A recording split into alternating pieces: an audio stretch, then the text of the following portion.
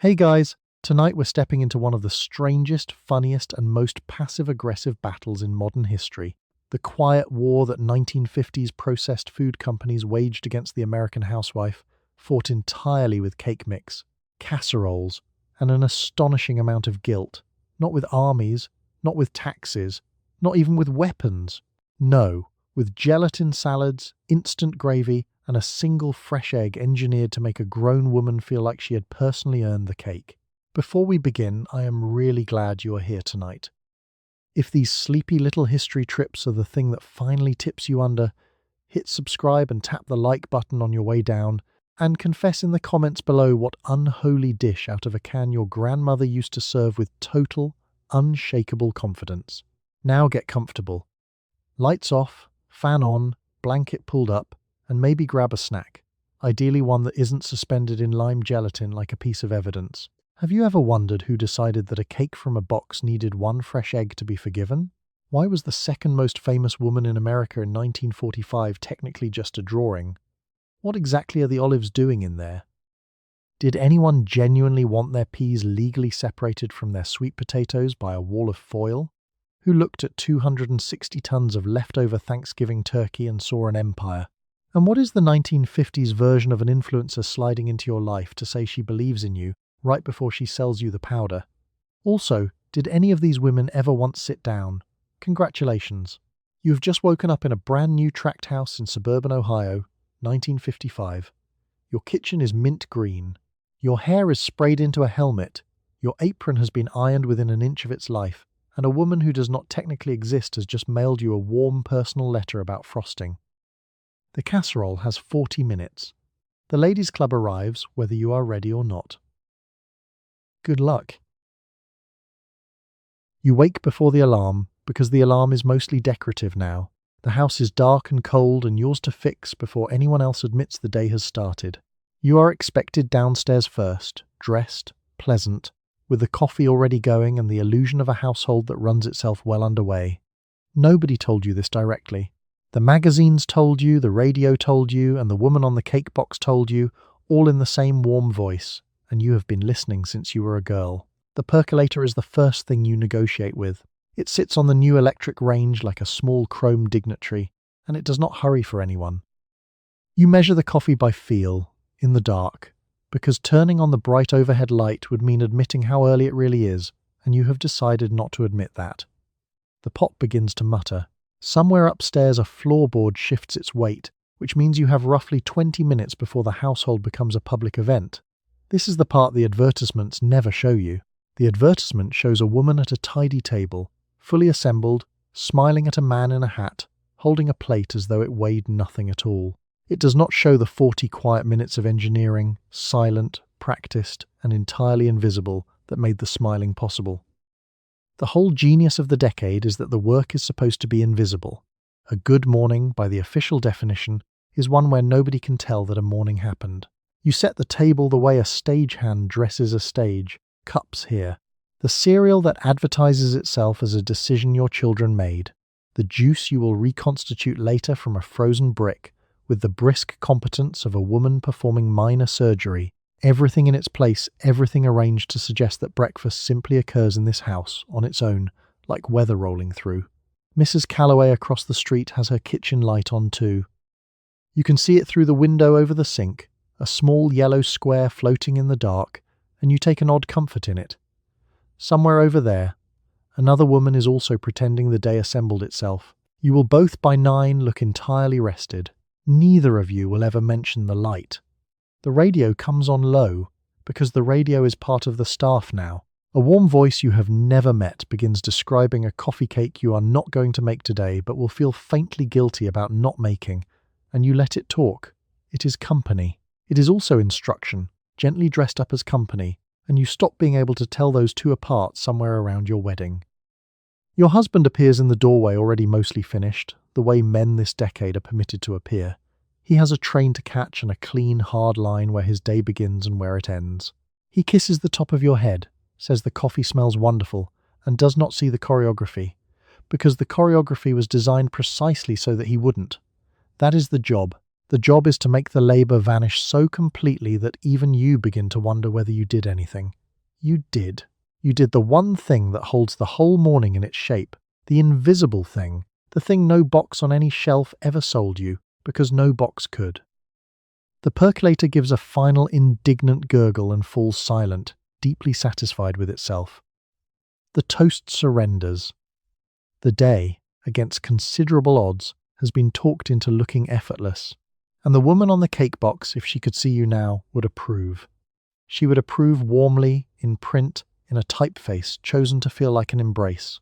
Then she would mention one small product that could make tomorrow even easier, and you would write it on the list, because that is how the conversation has always gone. You push the cart through doors that open the moment the war surplus paycheck clears, into the brightest room you will enter all week. There is no grocer behind a counter to ask you what you need.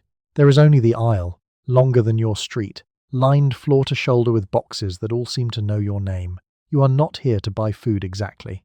You are here to choose between 400 small decisions, each one wrapped in cardboard, each one quietly insisting that a good wife already knows the answer. The cart itself is a recent invention, and it does not entirely trust you. It pulls gently to the left, like a dog that has spotted something across the road, and you correct it down the aisle without thinking, the way you correct everything else in your life without thinking. The wheels announce you. There is no hiding in this room. The lighting has been engineered to flatter the packages and expose the shopper, and it succeeds at both with real enthusiasm. This is new, all of it. Your mother bought flour from a man who weighed it out, remembered her name, and judged her quietly by the quality of his own discretion. Now the judging has been moved onto the boxes. The grocer is gone, replaced by an aisle that does the same work more efficiently and never once takes a day off. The packages do the persuading now. Each is a small flat salesman who has been standing in this exact spot, smiling since before you were married. Let's talk about the colours.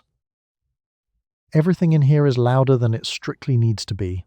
The cereal boxes shout in bright, confident primary colours at a height precisely level with a child's eye, which is not an accident, which is in fact the documented result of a meeting. The soup cans are stacked into a wall of identical red and white, calm and total, like a small army that has agreed not to move until purchased. A woman in a smart hat is studying the frozen case with the focus of a general reading terrain. Mrs. Pendergast, from 2 streets over, the one whose casseroles are spoken of in tones. She draws a frozen dinner up out of the fog, turns it over, reads the back, and slides it home again with a small disappointed motion you recognize, because you have made it yourself. Even she is unsure. Even she is choosing between strangers in cardboard. The store has a logic, and the logic is not on your side. The milk waits at the very back, so you must walk past every temptation to reach the one dull thing you came for. The expensive items sit at eye level. The plain ones crouch down by your ankles, practically hiding. By the time you reach the register, you are holding 6 things you planned and 4 things the aisle proposed, and all 10 feel, somehow, like your own ideas. You did not used to need this much help feeding people. For most of human history, a meal was a problem you solved with your hands and whatever you had, and now it is a problem you solve with a cart and a long, bright room full of advice. The advice is good. The advice is also a business, and the two have been braided together so thoroughly that pulling them apart would cost you an afternoon you do not have. The boy at the register is quick, bored, and never looks up. Roy, his name tag says. He rings each item with a sharp metallic clunk, and the total climbs. And you watch it climb the way you watch weather, you cannot argue with. He hands you the receipt, a long white confession of everything the aisle talked you into, and you fold it away to be alarmed by later. You wheel the empty cart back out through the doors, and the bright room lets you go. Already, behind you, the boxes have closed ranks and turned to smile at the next woman steering the next cart toward the milk at the very back. You open the magazine the way you open the door for a relative you cannot afford to offend. It sits on the kitchen table between the coffee and the grocery list, and it has opinions about both. You came for a recipe, and the recipe is here, printed in friendly type beside a photograph of a casserole you are now somehow responsible for. You read it as advice from a friend. It is advice from a company. You will not notice the difference, because the page has spent 15 years making sure you can't. The photograph is the trap, and it is a beautiful trap. The casserole in the picture has been lit by a professional, propped up on tiny hidden supports, and quite possibly brushed with something inedible to make it shine. It will never look like that on your table. It cannot. But the picture is not really promising a casserole. It is promising a version of you who produces casseroles like that, calmly, on an ordinary Tuesday, and you would very much like to meet her. The recipe calls for a specific soup, by name. It does not say cream soup, it names the brand. Because the magazine and the soup are, in a quiet way, you are not encouraged to think about the same enterprise wearing two coats. The article that taught you the dish and the advertisement 3 pages later are old friends. They came in the same envelope. They want the identical thing from you, and they have simply divided the work of getting it. Now turn the page. Here is a quiz measuring whether you are a modern hostess. Here is a column signed with enormous warmth by a woman who may in fact be 4 tired men in an office. Here is a letter from a reader in Ohio who carries the exact anxieties you carry, printed precisely because you carry them, arranged to leave you feeling both understood and gently behind. The whole magazine is a mirror that has been tilted very slightly to make you want things. Mrs. Ferris next door subscribes to 3 of these. You have seen them fanned across her side table like a winning hand of cards. She quotes them at the bridge club with the calm authority of scripture, and when she announces that a thing is done now, or simply not done anymore, you can hear the glossy page rustling underneath the sentence. She is not wrong exactly. She is reading aloud from the same instruction manual you are, only a few issues ahead. There is real pleasure in it, and that is the engine of the whole thing. The magazine is genuinely lovely. The pictures are warm, the type is kind, the advice often helps, and on a long grey afternoon it is a friend who never tires of your company. You are allowed to enjoy it. You are simply not told, anywhere on the page, that the friend is on a salary, that the affection has a budget, that every soft suggestion was tested for how reliably it sends you to your purse. So you clip the recipe. You add the soup to the list. You shelve the magazine with the others, a small and steadily growing library of gentle pressure, and you promise yourself you will get to the projects in the back. The curtains, the centerpiece, the improved dining room. You will feel a little behind on those for the rest of the decade, and the magazine will arrive faithfully every month, warm, patient, and relentless, to show you precisely how far behind. You flip to the last page, and there she is again, the woman in the perfect kitchen, smiling out at you with no visible effort and no visible help. She has set a bar you will spend years politely failing to reach. The page does not judge you for it. It would never dream of judging you. It just keeps, very quietly, raising that bar half an inch at a time and handing you, with great affection, the products you will need to clear it. You stand at the counter with a box that promises to do almost everything for you, which is exactly the problem. The instructions are short. Add water, the early ones said. And the early ones did not sell, because adding water made you feel like a woman who had been caught skipping something. So now the box asks for an egg. 1 egg, cracked by your own hand, and suddenly the cake is yours again. You believe this. You are meant to believe this. The egg is doing a great deal of quiet work.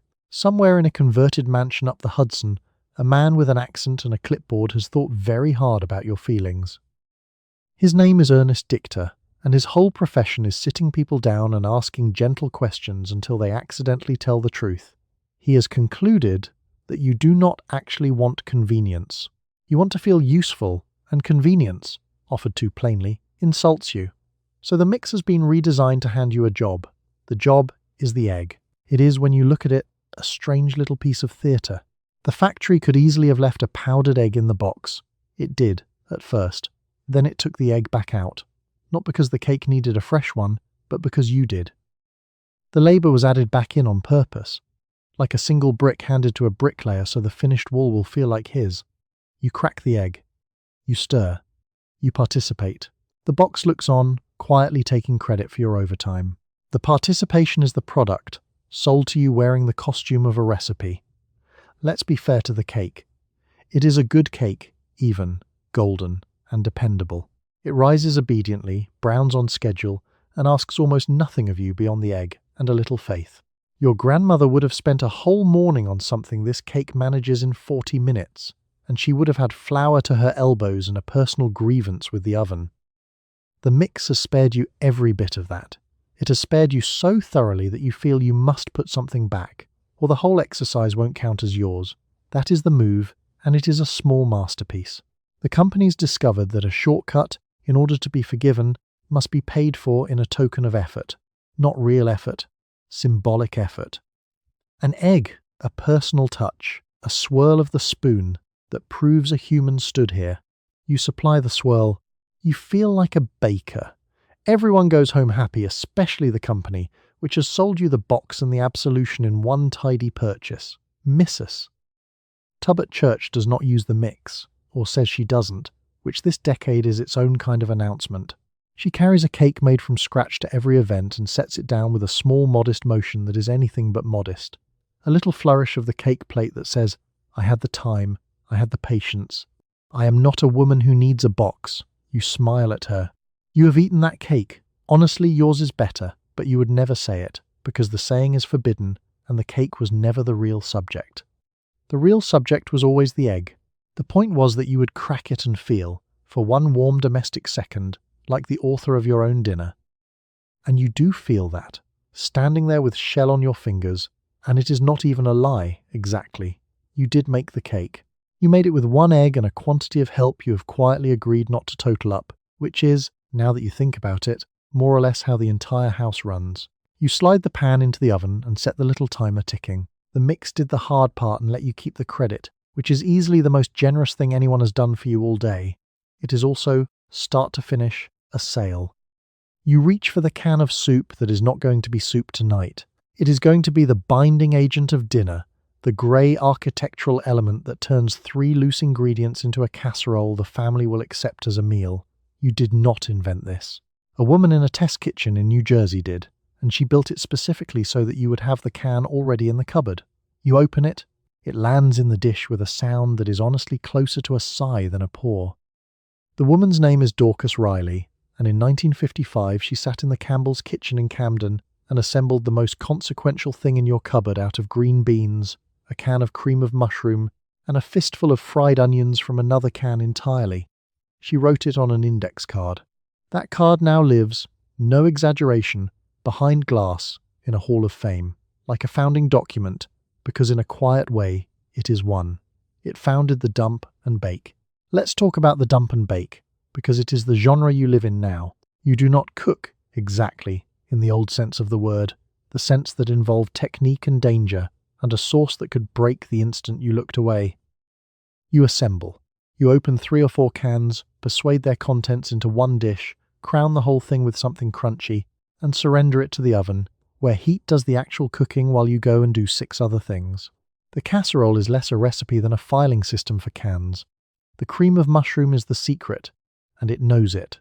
It does not taste of mushroom so much as of a vague, comforting and salted idea of mushroom, and that is exactly the point. It is a flavour with no strong opinions of its own, which makes it agreeable with absolutely everything. Chicken, tuna, beans, noodles, the leftover roast nobody finished, a vegetable you are trying to smuggle past a child. The soup forgives all of it.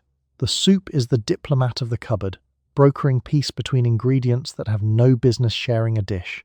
And the genius, from the company's side of the table, is that the casserole never stops needing the can. Every recipe in the magazine, every dish at the church supper, every panic dinner flung together when guests appear without warning, all of them root through the same can of soup.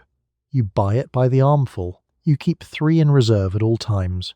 You would feel genuinely unsafe with fewer, the way a sailor feels about rope. Missus.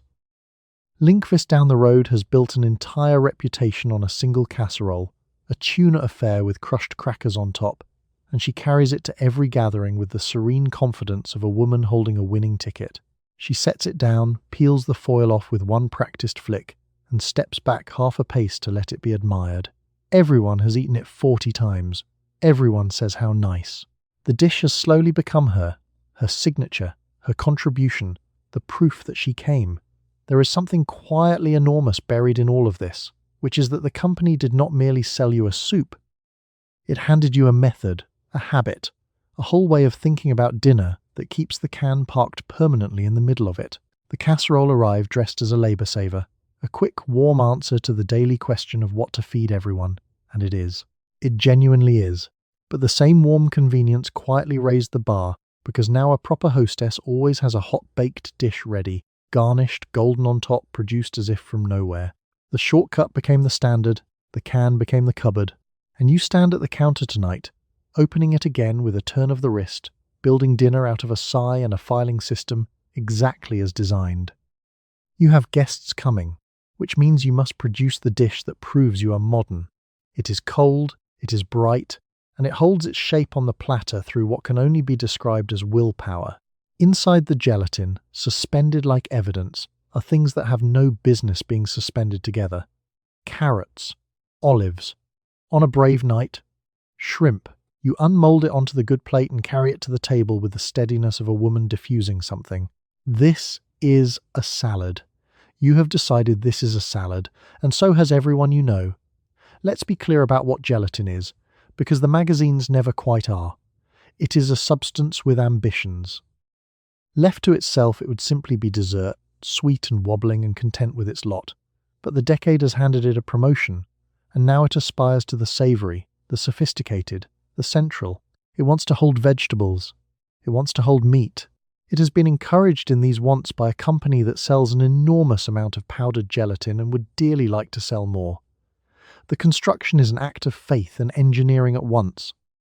You dissolve the powder, you wait, you time the moment of half set with the focus of a chemist, because if you fold the olives in too early, they sink to the bottom, and if you fold them in too late, they bob to the top. And either way, the suspension fails and the whole illusion slumps into a sad ringed jelly full of debris. You get it right. You usually get it right. The olives hang in the green like small, startled planets, exactly where you place them, defying gravity for the length of one dinner party. The mould is the other half of the magic. It is shaped like a crown, or a fish, or a ring, with a hollow centre you will fill with something creamy, and unmoulding it is the single most dangerous moment of the evening. You dip the mould in warm water. You hold your breath. You invert it onto the plate. You wait. You knock once, twice, and either it drops free with a soft obliging exhale or it does not. And if it does not, you are now a grown woman quietly negotiating with a fish made of lime. It releases. It always, somehow, releases. It settles onto the good plate, glistening, shivering faintly whenever the table is bumped, radiating a cool green confidence. It is genuinely beautiful, in the way that only something completely unnatural can be. It could rent itself out as a minor monument. Nothing in nature is that colour. Nothing in nature holds a shrimp aloft quite like that. It is food that has been to finishing school and come back with opinions. Miss us. Okafor brings hers in a copper ring mould and reveals it with a small showman's flourish, lifting the mould straight up to expose a perfect glossy tower with a single olive crowning the peak like a period at the end of a sentence. The table makes the sound it is supposed to make. The salad is admired. Nobody is entirely certain they want to eat it, but wanting to eat it was never the assignment. The assignment was to look modern, and the salad is aggressively modern, and so, by association, are you. There is a quiet absurdity to standing in your own kitchen, suspending seafood inside dessert and calling the result sophistication. And on some level you know it perfectly well. But the magazine printed the picture, and the company sold the powder, and the bridge club expects a centerpiece. And so here you are, carrying a wobbling green monument to the table with enormous care, a salad that is not a salad, built from fruit that believes it is vegetables, in a colour the earth has never once produced on its own. You set it down. It shivers, settles, and holds. Modern, in the end, was never really about taste. It was about nerve, and you have it by the platterful. You are handed an evening off, and it arrives frozen, in a tray with walls. Tonight nobody cooks, which the box presents as a gift and your conscience presents as a small surrender. You peel the foil back from compartments that have negotiated a strict treaty among themselves. The turkey stays with the gravy. The peas remain a sovereign nation. The sweet potatoes are not permitted to touch anyone. You carry it to the living room because the product is named after the room you eat it in, and you eat it watching the thing that sold it to you. The whole object exists because of an accident, which is somehow fitting. In 1953, the Swanson Company found itself holding 260 tons of frozen Thanksgiving turkey. It had badly failed to sell. Parked in refrigerated rail cars like a national embarrassment on wheels. A salesman named Jerry Thomas, the story goes, looked at the catastrophe and thought of the segmented trays used on airplanes, and proposed portioning the surplus into little compartmented meals a family could heat and eat without anyone touching a pot. The turkey was saved. The tray was born. An empire was assembled out of leftovers. The name was the masterstroke. They called it the TV dinner, welding the food to the other glowing new appliance in the living room, the one the whole family was already rearranging the furniture around. The message was perfect and needed no words. "Here is dinner," the name said, "and here is permission to eat it in front of the television, together, silently, all facing the same direction," which in 1953 felt less like the death of conversation and more like the very height of the future. You slide it into the oven and wait the prescribed 25 minutes, and the smell that fills the kitchen is not unpleasant, exactly, but it is unmistakably the smell of a meal assembled by a machine some weeks ago in another state. It is the smell of convenience itself, faintly metallic, faintly sweet. The turkey will be fine. The peas will be soft in the particular way of peas cooked twice. The dessert compartment, if there is one, will emerge molten in the center and arctic at the edges, a small, humble lesson in the limits of progress. The tray is the genius and the confession at once. Those little walls, each precisely the size of a small grievance, keep everything in its lane, the peas from the potatoes, the gravy from the cobbler, and they spare you a sink full of dishes, which is no small mercy. But they also serve dinner in a container you will throw straight in the bin, and there is something in that, some quiet admission that tonight the food is only fuel and the woman is, for one whole evening, officially and gloriously off duty. Your son believes it is the single greatest thing that has ever happened to him. He gets his own tray, his own compartments, his own small sovereign meal that nobody can make him share, eaten on a folding table in front of the cowboys, and to him it is not a surrender to anything. It is a festival. He peels the foil back with the reverence of a boy unearthing treasure and does not once wonder who used to make Tuesday dinner or what she is quietly doing tonight instead. What she is doing tonight is sitting down. That is the secret cargo packed inside the foil tray, underneath the turkey and the patriotic peas. For the price of 98 cents and one small swallowed feeling of having skipped something, you get an hour. You get to eat a meal you did not orchestrate. You get to watch the program instead of narrating the kitchen to nobody at all, so you take it. You eat your engineered turkey off your disposable tray in front of your enormous new appliance, and you let the small feeling of laziness sit there on the cushion beside you, uneaten, because it too came in the box. It was manufactured, shipped, and sold to you right alongside the dinner, at no extra charge. You write to Betty Crocker, and Betty Crocker writes back. She answers your question about frosting with the patience of a mother who has all afternoon, and you feel, for a moment, genuinely cared for by a flower company. You do not know that she is a name a committee chose in 1921, a portrait painted from the faces of office workers, a voice performed on the radio by a home economist named Marjorie Husted. You only know that someone wrote you a kind letter back. That is the whole point. The kindness is the product. She was assembled the way you assemble a casserole, out of whatever parts were on hand. The surname came from a retired company director named William Crocker, who had nothing to do with baking and was presumably startled to learn his name was now America's mother. The Betty was chosen because it tested as friendly, approachable, the kind of name that signs a letter warmly.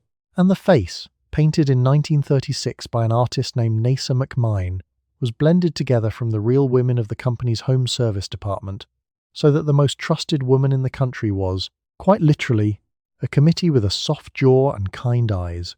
By 1945, a magazine reported that she was the second most well-known woman in America, behind only the First Lady. The second most famous woman in the entire nation did not exist. She had no birthday, no childhood, no opinions of her own, no body that ever got tired. She was a drawing, a voice, and a signature, and millions of women trusted her more than they trusted their own neighbours, because she never judged out loud, and she always, without fail, wrote back. The real labour belonged to Marjorie Husted, who wrote the scripts, shaped the voice, and for years actually was Betty on the radio, as a woman who was not herself, counselling women who believed they were being counselled by someone real. Husted got the letters. She read the genuine ones, the lonely ones, the ones from women who did not really need to know about frosting at all and needed instead to know that somebody on the far end of the mail cared whether their day had gone well. That is the part the company understood earlier and better than anyone. They were not selling flour. Flour is flour. They were selling a relationship with a woman who would never let you down, never tire of you, never have a hard day and snap, and would reliably reassure you, in a warm, steady, and tireless voice, that you were doing fine and that the right product could help you do even better. The reassurance had a brand stamped on it. The mothering was a department with a budget. You do not think about any of this when the letter arrives. You think, she answered. You think. She took the time. You hold a typed note from a woman who was painted out of office workers and feel, briefly and genuinely, less alone in your kitchen, and the feeling is real, even though the woman is not, which is either sweet or sad depending on how tired you are when the mail comes. Mrs. Albright keeps her replies in a drawer, tied with a ribbon, a small private correspondence with a person who is technically a logo. She quotes Betty the way other women quote a wise aunt, and when you point out, very gently, that Betty is not precisely an individual, Mrs. Albright looks at you with mild pity, as if you have said something both true and entirely beside the point, which you have, because it never mattered that she was invented. The letter is kind, the advice is sound, and the loneliness it answers is completely real. The company built a mother out of a director's surname and an artist's brush and a tired woman's voice, then sold her back, one warm reply at a time, to the women who needed mothering. And the women, who were nobody's fools, took the comfort anyway, because comfort is comfort, even when it arrives by the box. You are invited to an evening that is dressed as friendship and built as a sales floor. You bring a dish, you sit in your neighbour's good chairs, and a cheerful woman you half know begins demonstrating airtight plastic with the conviction of a missionary. There will be a game. There will be a burping lid. There will, eventually, be an order form passed around with the casual menace of a collection plate. You came to be social. You will leave having spent money and made a note to host the next one yourself, because now you owe. The plastic itself is genuinely clever, which is part of how the whole thing gets you. A man named Earl Tupper invented the seal, an airtight lid that burps the air out and keeps your leftovers from becoming a science experiment. And when he first set it on store shelves in 1947, it sat there, baffling everyone, selling nothing. Shoppers picked it up, turned it over, could not work out what the burp was for, and put it back down. The product was too strange to survive on a shelf. It needed a demonstration. It needed a woman in a living room. That woman, at the national level, was Brownie Wise, a single mother from Detroit who understood something the company's executives did not, that women would buy almost anything from a friend in a friendly room that they would never buy from a cold shelf. She built the party. She built the whole architecture of it. The games, the gifts, the hostess who earns a prize for packing her own living room with paying guests. By 1951, the company had pulled the product out of stores entirely and bet the business on Brownie Wise and her army of women selling to women. So here you are, inside the machine, eating a small sandwich off a paper napkin. The demonstrator is wonderful at this.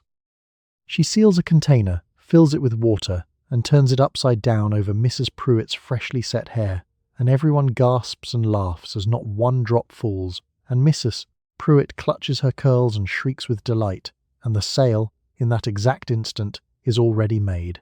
Nobody can resist a thing that just held water over a friend's head and won. The game comes next, something silly with a prize, designed to loosen the room and tip everyone into a buying mood. Then the catalogue circulates, hand to hand, around the ring of good chairs, and the order form follows it like a shadow. You did not come here to buy a celery keeper. You are going to buy a celery keeper. You can feel it happening, the gentle social gravity of it, the way refusing entirely would somehow mark you as the one woman in the room who held out. And the hostess, your neighbour, is not innocent either. She gets a gift for hosting, a bonus tied to the size of the sale, and a quiet new pressure to keep the chain moving. That is the true genius of the design. Every party plants the next one. Every guest is a future hostess. You will leave tonight having agreed to host your own, which means in 3 weeks you will be the one standing in front of the good chairs, holding a container over somebody's hair. Brownie Wise, for the record, became the first woman ever to appear on the cover of Business Week in 1954, the public face of a company she had essentially conjured out of nothing.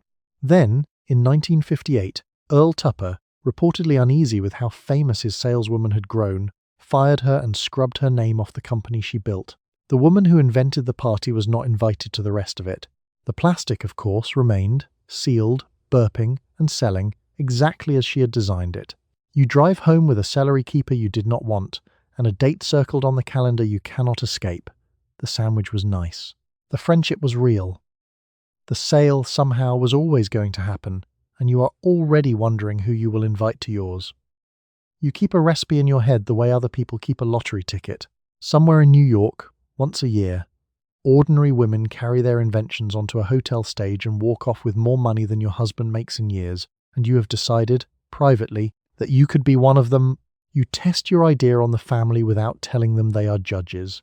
You adjust, you refine, you build the whole thing, naturally, around the sponsor's flower, because the prize and the advertisement have always been the same envelope. It started in 1949, when the Pillsbury Company gathered 100 finalists in the ballroom of the Waldorf Astoria Hotel and let them bake for cash, and the country could not get enough of it. The first grand prize went to a schoolteacher named Theodora Smayfield for a sweet roll she called No Need Water Rising Twists, and the prize was $25,000, which in 1949 was not pocket money, which was in fact several years of a working man's wages handed to a woman for a roll. Imagine the arithmetic of that landing in kitchens across the country. A woman could win, with nothing but her own cleverness and a bag of the right flour, more than her husband carried home in years of catching the morning train. The contest did not merely offer money. It offered a door, narrow and improbable but real, out of the ordinary day and onto a stage, and millions of women looked at that door and thought, quietly, while stirring something, maybe me. So you enter the long private competition that runs entirely inside your own head. You develop your dish in secret, the way an inventor guards a patent. You serve it to the family on a Tuesday and study their faces with the cold attention of a judge, noting what vanishes fast and what gets pushed around the plate. You adjust the proportions. You copy the recipe out in your best hand. You build the whole creation, of course, around the sponsor's products, because the rules demand it, because the contest is, beneath the romance, a long and effective advertisement that the contestants themselves pay to produce. That is the part that is almost too clever to be angry about. The company turned your labor, your creativity, your private genius at the stove into free promotion. Every recipe entered is a recipe built on their flour. Every woman dreaming of the stage is a woman buying more of the brand to practice with. They took the thing the magazines kept calling your highest calling, cooking for love, and they made it competitive, aspirational, and entirely sponsored, and they did it so warmly that it felt like opportunity rather than unpaid advertising work. Mrs. Velasquez, 2 doors down, actually entered one year. She got a polite letter back and a coupon, and she keeps both in the same drawer, the rejection and the consolation, and she still talks about her almond ring with the faraway look of a woman describing a love affair that nearly happened. She did not win. Almost nobody wins. But she got to be, for one whole season of testing and dreaming, a woman with a genuine shot at something, and that feeling was worth more to her than the coupon and nearly as much as the prize. And that is what the company was truly selling, underneath the flour and the cash and the chandeliers. It was selling the feeling that your ordinary kitchen might be the launch pad for something extraordinary, that the same daily grind that wore you out might, with the right brand and a little genius, make you famous. The dream was real. The longing was real. The flour, conveniently, was theirs, and you bought it by the sack, practicing for a stage you would almost certainly never reach. You fold your recipe back into the drawer for another year. Next time, you think. The contest has done its quiet work on you, gently, completely, and you reach again for the bag of flour with their name on the front, and you begin, once more, to dream. You open the freezer the way earlier women opened a root cellar, except this one hums and frosts your fingers and promises that time itself can be stored.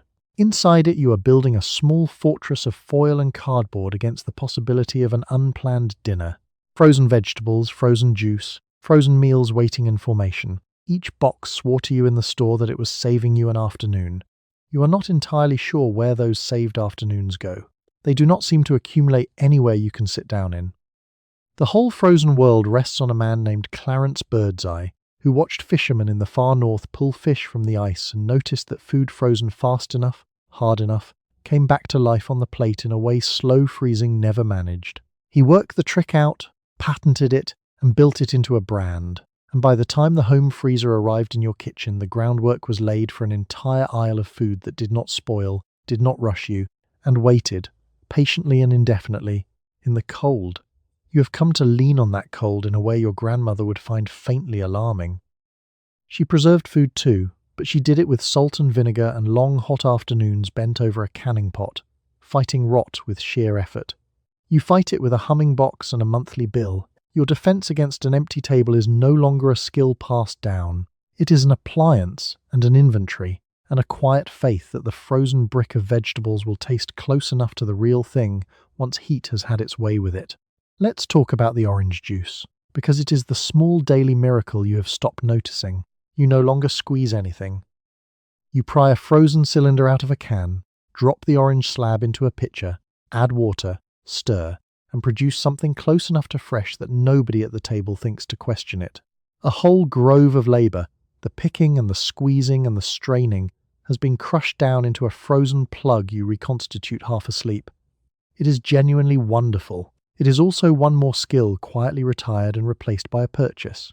The freezer is always promising you the future, and the future it promises never changes. More time. Buy the frozen dinner and skip the cooking. Buy the frozen vegetables and skip the trimming. Buy in bulk and skip a whole shopping trip. Each box hands you back a slice of afternoon, and yet, somehow, the afternoons never pile up into anything you can rest inside. They get spent the instant they are saved, absorbed into some other task, some higher standard, some fresh thing a magazine has decided a good home now requires. Mr.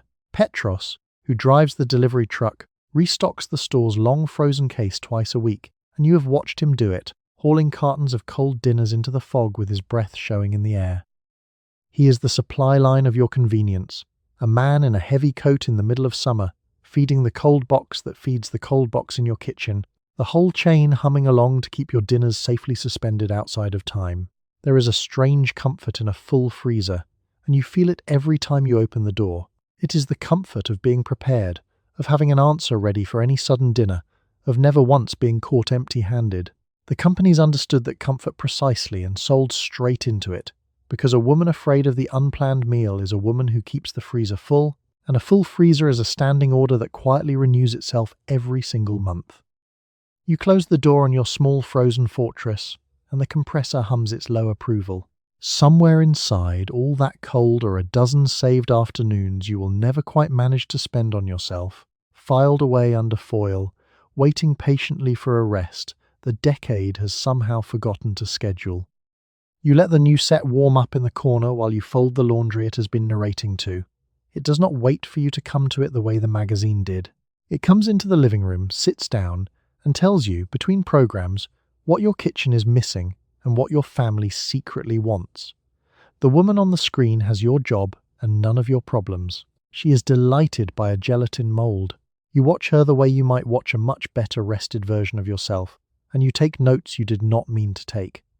The television is a salesman who has moved into your house and will not leave. The magazine, at least, you had to open. The set is a different animal. It runs in the corner all day, narrating, suggesting, performing cheerfulness at you while your hands are busy elsewhere, and the advertisements arrive not as pages you flip past, but as small, warm visits from people who seem to know you and want, sincerely, to help. And the help always costs something. A pleasant man explains that your floors could be cleaner, and you had not been worried about your floors until this precise moment. A bright woman demonstrates a gadget that solves a problem you did not know you had, and now you have the problem, freshly installed, alongside the solution available at finer stores. The set is a machine for manufacturing small dissatisfactions and then, in the very next breath, selling you the cure. It is relentless, and it is friendly, which is the worst possible combination to be cornered by. The woman in the advertisement is the cruelest part, and you cannot stop watching her. She has your exact life and none of its weight. Her children are clean, grateful, and rested. Her husband notices things. Her kitchen gleams without apparent effort, and she greets a casserole coming out of the oven with the pure, uncomplicated joy of a woman who has never once been tired. You know she is an actress. It does not help. The comparison runs anyway, quietly, all day long. Let's talk about what the set does to an ordinary Tuesday. Your real kitchen has a sticky patch you have not got to, a child who will not eat the green thing, a husband who notices nothing, and a depth of tiredness the advertisement has never so much as heard of. The woman on the screen has no sticky patch. The gap between her Tuesday and yours is the exact space where the products live, sold to you as the bridge that might, with enough purchases, carry you across from your life into hers. Your daughter watches too, absorbing it young, learning what a kitchen is supposed to look like and what a mother is supposed to feel before she is old enough to question any of it. She hums the jingles. She asks for the cereal by name, the one with the cartoon on the box, the one set at child height in the bright aisle for exactly this purpose. The set is raising her appetites, and you watch it happen, and you buy the cereal, because the alternative is a small war at breakfast you do not have the strength to fight. The genius of it, the thing the companies grasped at once, is that the set does not feel like advertising while it is happening. It feels like company. It feels like a house guest who tells charming stories and now and then mentions a product, and you let it stay because the house is quiet and the work is lonely, and a friendly voice in the corner is worth something. Even a friendly voice that is on a payroll and wants your money. So the set hums on through the afternoon, narrating a better life in the next room, and you fold the laundry, and you take the notes you did not mean to take. And over in the corner, a woman who does not exist greets a casserole with a joy you have not felt about a casserole in years. You are hosting this week, which means the house is not really yours for 3 days before anyone arrives.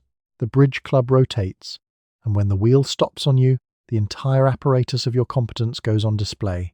The table, the little sandwiches, the dish you have been quietly anxious about since Tuesday. The cards are almost beside the point.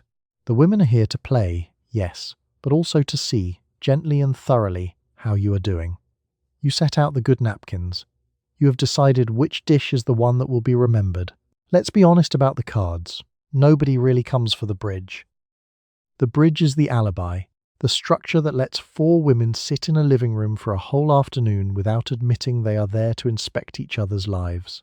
The game gives the hands something to do while the eyes do the real work, travelling over the upholstery, the children's manners, the freshness of the flowers, the open question of whether you have let things slide since the last time the wheel stopped on you. So you prepare for days.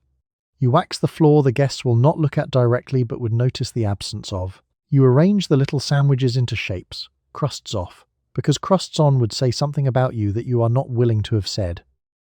You build the dish, the showpiece, the one thing on the table doing the heavy, thankless and invisible work of proving you keep up, and you taste it 4 times and adjust it twice and lie awake Tuesday night thinking about it.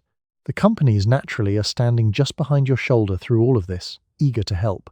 The magazine has shown you exactly what a hostess table looks like, photographed and lit and impossible. The brands have supplied the gelatin, the crackers, the spread that comes in a little glass, the whipped thing in the can, every component of the performance available for immediate purchase. They did not invent the judging. The judging is older than any of them. But they monetized it beautifully, turning your fear of the other women's eyes into a shopping list. Mrs. Driscoll is the one to watch. She arrives precisely on time, gives the room a single sweeping glance that misses nothing, and compliments your centerpiece in a tone that contains, folded small inside the kindness, a complete evaluation. She is not cruel. She would be horrified to be called cruel. Missus. Driscoll glances once at your slightly tired curtains as she passes, and you can feel her enter the whole afternoon into the ledger she keeps. The sandwiches noted, the dish considered, the verdict silently filed away. You play your hands. You laugh at the right moments. You refill the little glasses and accept the compliments, and deflect them with the exact degree of modesty required. Neither too much nor too little, because over-modesty is its own kind of showing off and everyone at the table knows it. The whole afternoon is a performance with cards in it, and you are good at it. Genuinely good, after years of practice, which is its own quiet tragedy if you look at it directly, so you do not look at it directly. And nobody says the next part aloud over the bridge table. Every woman in the room is doing exactly what you are doing. Every one of them waxed a floor and trimmed a crust and lay awake over a dish. The judging runs in all directions at once, a closed circle of women inspecting each other against a standard the magazine set and the brands supplied, each one privately convinced she is the only one struggling to keep up, each one performing ease for an audience performing it right back. The last hand is played. The women gather their gloves and their purses and tell you, warmly, what a lovely afternoon, and you believe them, mostly. You close the door. The house becomes yours again. And already, in the back of your mind, you are wondering what Mrs. Driscoll will serve when the wheel stops on her. You hear the car in the drive and the timer in your head resets to a single task. He has had a day, you are told, the kind of day that earns a hot plate set down without commentary. What you have had is also a day, but yours does not come with a train ride home or a clear moment when it ends. Dinner is the proof that the system worked, that the house held, that you held. You set it down. He says it's good, or he says nothing, and both mean roughly the same thing. The arrangement was explained to both of you long before you met, by everyone, constantly, so thoroughly that it does not feel like an arrangement at all. It feels like weather. He goes out into the world and earns the money and comes home tired and is fed. You stay in the house and run it, and are, in the official telling, not tired, because what you do is not called work, it is called keeping house. And keeping house is described in the magazines as a kind of restful art you are fortunate to practice. Dinner is the daily exam. It arrives at the same hour every evening, and it is graded, mostly in silence, and the grade is the whole conversation. A good dinner means the system is functioning. A late dinner, or a strange one, or one that betrays too plainly that it came straight from a box, raises a small question in the air about whether you are managing, and the question does not need to be spoken to be heard, so you manage. You time it to the car in the drive. You set it down hot and composed and on schedule every single night, and the achievement vanishes the very moment it succeeds. The company's built half of this dinner, and they want you to feel two opposite things about that at once. They want you to use the mix, the can, the frozen tray, because that is how they make their money. And they want you to feel that a truly devoted wife adds her own touch, hides the shortcut, makes it personal, because that feeling is also how they make their money.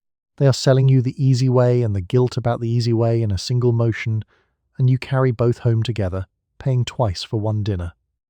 Your husband, to be fair, is not a villain in this. He is a tired man, decent, dutiful, and unaware, who was also handed a script he did not write, told that his job is to provide and be fed, and not ask too many questions about how the food appears. He does not see the engineering. He was raised not to see it. When he says the casserole is good, he means it. And when he says nothing, he is usually just tired, not grading you, though you have learned to read the silence as a grade because the silence is all you are given to read, Mr. Halloran across the street. You have heard. Actually thanked his wife once, specifically for a meal, by name, and the story travelled the entire block within a day because it was so unusual, a small domestic miracle worth reporting, a husband who noticed. You filed it away carefully. You did not expect it to happen to you. Noticing is not in the script, and the script is followed faithfully by everyone, every night, around every table on the street. So you set the plate down. You watch him eat the dinner you built out of a can and a personal touch and 40 minutes of quiet, invisible effort, and you take the "it's good" or the "nothing" and you fold it into the same place you fold everything else, and you begin, already, thinking about tomorrow's dinner, because tomorrow's dinner is always already on its way. The plate empties, the exam is passed. Nobody announces it, because passing is simply the absence of comment, and the absence of comment is the highest grade the evening has on offer. You trust the product because a woman in a white coat told you to, and she said it like science. The package promises it was tested, proven, developed in a kitchen that is somehow also a laboratory by an expert whose entire authority is that she dresses like a chemist and speaks like your aunt. You are not in a position to argue with a laboratory. You have a stove, and a budget, and a family, and she has a clipboard and the full weight of modern progress. And modern progress has decided your gravy should come from an envelope. The white coat is doing an enormous amount of work, and almost none of it is chemistry. It is a costume carefully chosen that borrows the authority of the laboratory and drapes it over the selling of soup powder. The woman wearing it may genuinely be a trained home economist with real expertise, which is exactly what makes the costume work. Her knowledge is real. The use the company makes of it is advertising. The two of them stand side by side inside the same white coat, and you are not invited to tell them apart. Everything in the kitchen has been quietly relabeled as scientific. The mix is not merely convenient, it is proven. The soup is not merely cheap, it is laboratory tested. A remarkable resume for a can of salt. The new method is not merely faster, it is modern. And modern in this decade is a word with the pull of gravity. To be modern is to be correct, advanced, on the right side of progress, and to do things the old way, your grandmother's way, with technique and patience and no envelope, is gently recast as backward, inefficient, a little bit sad. It is a clever inversion. For most of history, the woman who could cook from scratch, who knew the long-skilled way, was the competent one, and the woman taking shortcuts was the one falling behind. The companies turned that exactly upside down. Now the shortcut is the smart, modern and scientific choice, and the long way is the relic. They did not just sell you the powder, they handed you a whole world in which using the powder makes you advanced and refusing it makes you a holdout. And riding on top of all of it is the seal, the little round emblem from the magazine's testing institute, stamped onto the package, promising that experts in a real building somewhere have examined this product and found it worthy. You look for the seal the way you would check a stranger's references. You cannot test the soup yourself. You have neither the laboratory nor the afternoon. So, you have outsourced your judgment to a stamp, and the stamp, you do not quite let yourself notice, is on cheerful first-name terms with the companies it certifies. At the department store, Miss Carmody wipes the chrome of the new range with one sleeve and answers every question with crisp scientific confidence, and you believe her completely, because why wouldn't you? She knew things. She measured things. She spoke of temperatures and timings with the calm precision of someone who had tested them, and perhaps she had. She was also, you understood somewhere underneath, paid by the company whose range she was demonstrating, and both of those things were true at once, and you bought the range. The quiet part is that the science is often real and the conclusion is still a sale. The product really was tested, the numbers really do hold, and the testing, the numbers, the white coat, the seal, all of it points, with the full authority of modern progress, toward the same place, your purse. Truth and advertising, braided so tightly together that pulling them apart would require a laboratory of your own which you do not have, which is exactly the point. So you trust the coat, you buy the proven thing. And modern progress, in its clean white costume, tucks the receipt into your hand and turns to the next woman with a stove and a budget and no time to check. You hold the can opener like a tool and use it like a chef's knife, because a food writer in a magazine has assured you that this is not cheating, this is style. The whole meal tonight begins in tin. The vegetables, the sauce, the soup that becomes a sauce, the fruit that becomes dessert, each one sealed at a factory and opened at your counter with a turn of the wrist. There is a small voice that says a real cook would not do this. There is a louder voice, printed in a cookbook, telling that voice to relax. The food writer is a real woman named Poppy Cannon, and in 1951 she published an entire cookbook in praise of the can opener, an unapologetic celebration of building impressive meals out of jars, tins, and packages with speed and flair. She was sophisticated, well-travelled, the kind of woman whose confidence was its own argument, and she looked the anxious home cook dead in the eye and said, more or less, there is no shame in this. A clever woman uses what is available. Now put down the guilt and pick up the opener. It was, in its way, a genuine gift. Cannon was offering permission, and permission was exactly the thing the decade kept refusing to give you. Everywhere else, the message was that a good wife cooks from love and from scratch, that the shortcut is a small betrayal to be hidden and atoned for. And here was a glamorous woman in a magazine saying, plainly, that the shortcut could be the whole point, that assembly was its own real skill, that opening 4 cans cleverly was nothing to apologize for. The trouble is that the permission and the guilt were being sold by the very same machine. The companies that filled Poppy Cannon's tins also funded the magazines that made you feel lazy for using them, and ran the advertisements insisting a devoted wife adds her own touch. You were caught in the middle, between the writer telling you the can was fine and the culture telling you the can was a confession, and both messages arrived in the same glossy pages, and you were expected, somehow, to hold both at once. So you do what everyone does. You use the cans, and then you dress them up. You open the tin and you doctor it. A spice here, a garnish there, a swirl of something to muddy the evidence, so that the dish is fast and easy and also, just barely, deniable. Cannon would tell you to skip the doctoring and own the can outright. The culture would tell you the doctoring is the bare minimum. You split the difference every night in a small, private negotiation nobody else can see. Mrs. Bianchi, who is older and does not care anymore in the way that older women earn the right not to care, opens her cans right at the table, in front of everyone, with a flat, unbothered expression the younger wives find faintly scandalous and secretly envy. She has stopped pretending. She has reached the far side of the guilt, where a can is simply a can and dinner is simply dinner and the opinion of the bridge club is simply weather passing through. You watch her do it and feel something caught between alarm and longing, because the can was never the problem. The can is honestly a marvel, a small sealed miracle that keeps a peach edible for years and lands a sauce on your table in seconds.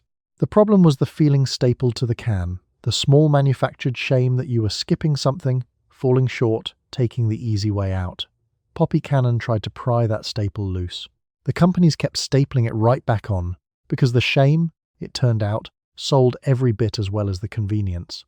So you open the can, you add your small deniable touch, and somewhere a glamorous woman in a magazine is telling you, across the years, to relax, while another voice in the very same magazine reminds you, gently, that a really devoted wife would have done more. You flip the package over because the package knows what you should make with it. Every box, every bag, every can now carries its own recipe, printed on the back like a small instruction manual for using more of itself. You came home with one product and left the store with an obligation to cook the exact dish the manufacturer prefers. The recipe is good. The recipe is also an advertisement that you have agreed to assemble yourself with your own hands, in your own kitchen, and then feed to people you love. The recipe on the back is a small miracle of self-interest, and it is on everything. The gelatin box tells you to make the salad that requires more gelatin. The soup can tells you to make the casserole that requires more soup. The cracker tin suggests a topping that finishes neatly with crushed crackers.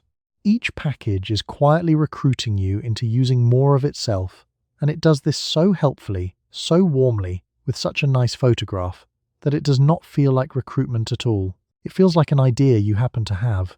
You have come to rely on these recipes more than you would admit. When you cannot think of what to make, which is most evenings, you turn the box over and let it decide for you. The package becomes your menu planner, your cooking teacher, your quiet little authority on dinner, and it never once gives you bad advice, because bad advice would not move product. The recipes genuinely work. That is exactly what makes them dangerous. A recipe that succeeds installs the brand permanently in your week, and the recipes are designed to chain. The dish on the soup can calls for the crackers, the dish on the cracker tin calls for the cheese, the dish on the cheese package calls, with a straight face, for the soup. Follow the recipes faithfully and you are walked in a gentle circle through an entire shopping list, each product pointing helpfully toward the next, the whole pantry quietly recommending itself while you stir, convinced the entire time that you are simply cooking dinner. Your mother-in-law, visiting, watches you turn a box over to read the back, and something flickers across her face, because she did not learn to cook this way. She learned from a person, an actual grandmother in an actual kitchen, hands guiding her hands, a recipe living in memory and muscle rather than printed on a wrapper. To her, reading dinner off a package is a strange, hollow, and slightly empty way to feed a family, and she is not entirely wrong, and you know she is not entirely wrong, and you turn the box over anyway, because it is 6 o'clock and the box has an answer, and your memory does not. Mrs. Fenimore, who runs the church kitchen, keeps a whole recipe box stuffed with cards that are simply the backs of packages, clipped and saved, a culinary tradition assembled out of cardboard.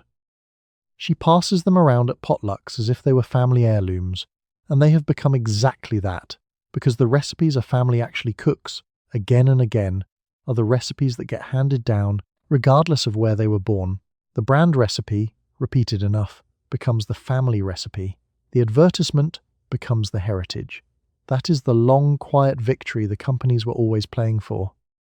Not just tonight's sale, but a permanent place in how your family eats, in what your children will someday call comfort food, in the dishes your daughter will make for her own family because they taste like home, never knowing that home was, originally, a marketing decision printed on the back of a box. The recipe outlives the box. The brand outlives the recipe. The whole thing was engineered to last for generations, and it does. You finish reading the back. You add the second product to the list, the one the recipe quietly requires, exactly as intended.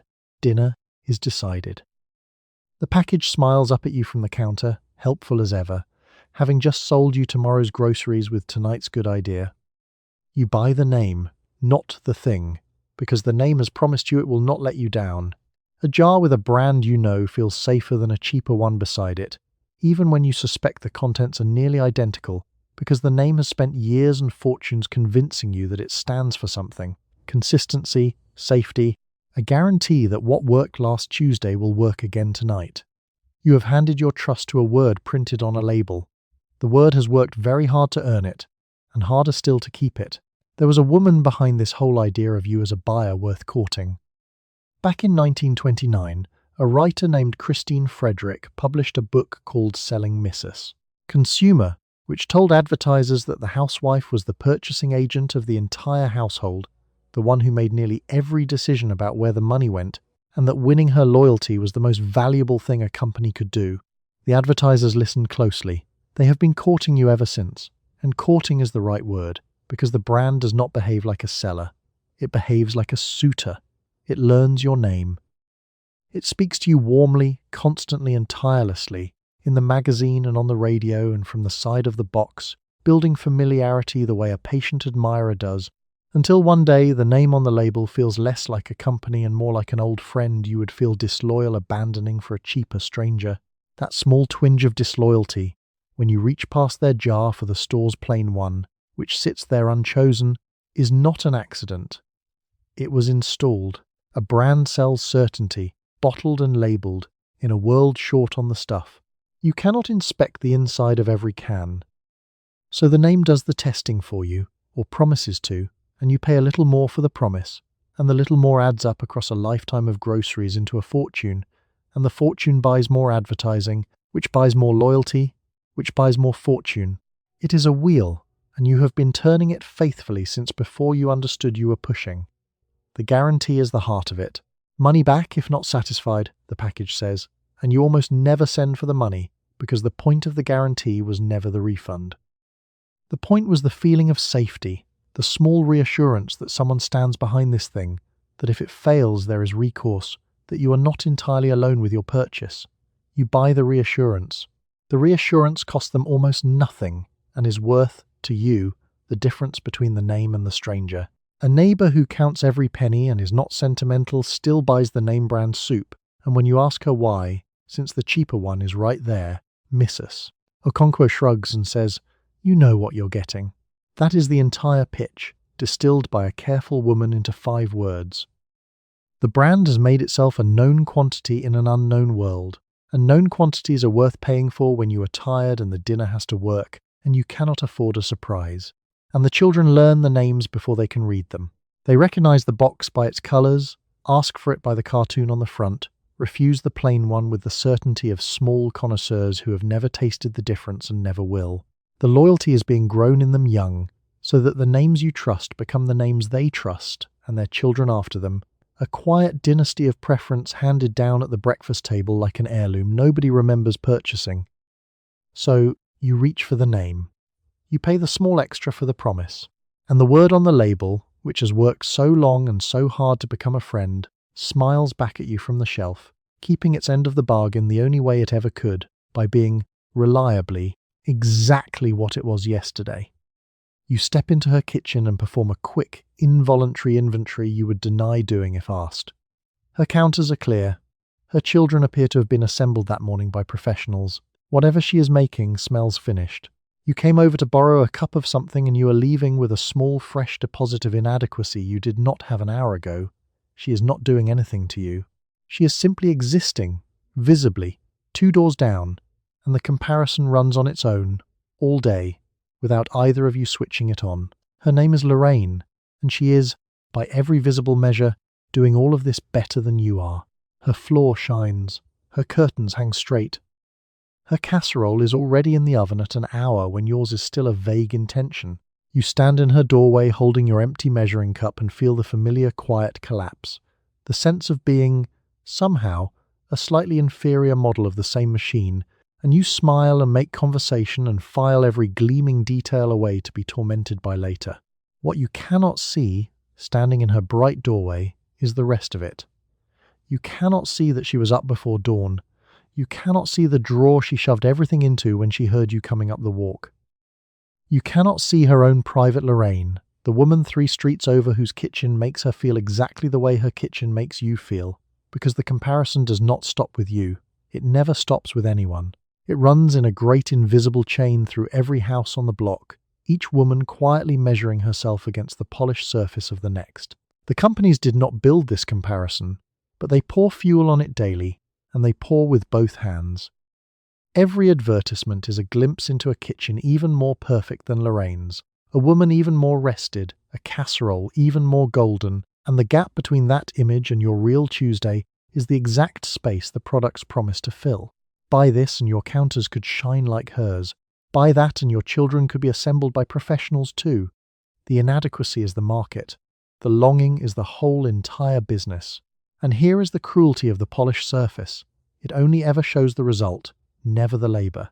Lorraine's kitchen displays the finished casserole, not the 4 attempts, not the exhausting morning, not the cost. The advertisement displays the gleaming counter, not the woman who scrubbed it, not the help she may have, not the parts of her life quietly falling apart just off camera. You are comparing your entire messy interior, every doubt, shortcut, and tired afternoon against everyone else's clean exterior, and you lose that comparison every time, because it was never once a fair fight. Mrs. Delacroix, older and shrewder, said something to you once that you have never quite managed to shake. Everyone's house, she said, looks better than yours, because you only ever see yours from the inside. You laughed at the time. You have since stopped laughing. It is the most honest thing anyone has told you about the whole arrangement, the small true key to the entire decade of polished surfaces, and she said it while drying a glass, not even looking up, like it was nothing at all. So you borrow your cup of sugar. You admire Lorraine's spotless counters with genuine warmth, because she is kind and you do like her, and the inadequacy and the affection sit side by side in you without contradiction, the way they always do. You walk back to your own kitchen, the one only you ever see from the inside, and you set down the cup, and you look around at your real and imperfect afternoon. And somewhere 2 doors down, Lorraine is loading her own private comparison, aimed 3 streets over, never once suspecting that to you, she is the woman who has the whole thing figured out. You were sold a future in which the machines did the work and you sat down. The refrigerator, the range, the mixer, the washer, each one arrived, swearing it would hand you back an afternoon. You signed for them. They hum and spin and do, genuinely, do the thing they promised. And yet, you are not sitting down. The hours the machines saved have been quietly collected by something, redistributed into new tasks, higher standards, more frequent miracles expected of you. You are surrounded by labour-saving devices, and you have never in your life been less idle. The promise was everywhere and it was specific. The washing machine would free you from the washboard and the boiling pot and the raw red hands, and it did, completely. The vacuum would free you from the broom and the beaten rug. The mixer would spare your arm the long ache of stirring, and it does, whirring with the smug confidence of a thing that expects no thanks. Each machine kept its own individual promise, honestly. Not one of them lied about what it would do. They simply declined to mention that finishing faster only means finishing more. And somehow, at the end of all this freeing, you are busier than your grandmother was, who had none of it and managed. The trick was never in the machines. It was in the standard which rose to meet every convenience the very instant it arrived. When washing was hard, a family wore things more than once, and nobody minded, because everybody understood the cost. When the washing machine made washing easy, the standard quietly climbed, and now everything must be fresh every day, and the machine that was meant to save you labour simply made more washing possible, which made more washing expected, which landed, of course, squarely on you. The same thing happened to dinner exactly. When cooking took all day, one good pot of something was a triumph, and nobody asked for more. When the mix and the can and the freezer made cooking fast, the standard rose to swallow the savings whole. Now there must be variety, and a salad, and a proper dessert, and themed meals, and something special for company, and the hours the convenience handed you were spent before you could feel them. On a higher bar you never once agreed to clear. This is the part the advertisements never mention, because it would ruin the entire pitch. They sell you the machine with a picture of a woman at leisure, finally resting, finally free. They cannot show you the truth, which is that the leisure never quite arrives, that the saved time evaporates on contact, that the standard always rises to drink it. A woman at rest sells nothing. A woman who needs one more device to finally get a little rest sells everything, forever, in perpetuity. Mr. Abelman, the appliance salesman at the department store, has a line he uses on every young wife, and he used it on you. "This will give you your evenings back," he said, patting the new machine like a faithful horse. You believed him. You wanted very badly to believe him. You got the machine, and it worked exactly as promised, and your evenings did not come back because they were never his to give, because the evenings were being taken by something his machine could not touch, the endless rising standard, the bar that climbs every single time you reach it. So your bright kitchen hums with helpers, a whole staff of humming, spinning, and freezing servants, each one faithfully doing the job it swore to do. Each one behaves like a small, tireless employee who never calls in sick. And you stand in the middle of them, busier than ever, the most assisted woman in all of history and somehow not 1 minute more rested, surrounded on every side by the saved time you were promised and never once allowed to spend. You wipe the counter the new way, the fast way, the modern way. It takes no time at all. You immediately wipe it again, because the standard, today, is twice. You are asked to contribute, which is never really a question. The note comes home in a small hand, folded twice, requesting baked goods for a cause you support, and a table where your effort will sit beside everyone else's effort under fluorescent light. You could buy something. People do. But the bought thing announces itself somehow, and the homemade thing announces something better, so you will be up late with a recipe and a worry that the other mothers will be able to tell exactly how much you cared by looking at your frosting. The bake sale is a small public examination disguised as charity, and everyone involved knows it and nobody says it. The cause is real, the school does need the money, and the children will benefit. All true. But the table where the goods are laid out is also a gallery, a long display of how much each mother loves her child, rendered in sugar, effort, and arranged for comparison, and you will walk past it knowing precisely which plate is yours and how it ranks. The companies have a position on your dilemma, and the position is profitable either way. If you bake from a mix, they sell you the mix, and they whisper that adding your own touch makes it truly yours, so buy the frosting too, and the sprinkles, and the special pan. If your conscience insists on scratch, they sell you the flour and the sugar and the vanilla and the chocolate, and they print the recipe that makes it look effortless. There is no choice you can make at the bake sale that does not route, somewhere, through their register. And the store-bought option, the one that would save you the late night entirely, has been quietly poisoned for you. Everyone can tell. The bought cookies arrive in their clamshell, too uniform, too perfect, faintly plastic, and they sit on the table radiating a small, shameful message. This mother did not have the time, or did not make the time, which the table reads as the same thing, so you do not buy. You bake, late at night, exhausted, because the alternative is a verdict you are not willing to receive. Miss us. Pojola carries in something extraordinary every time.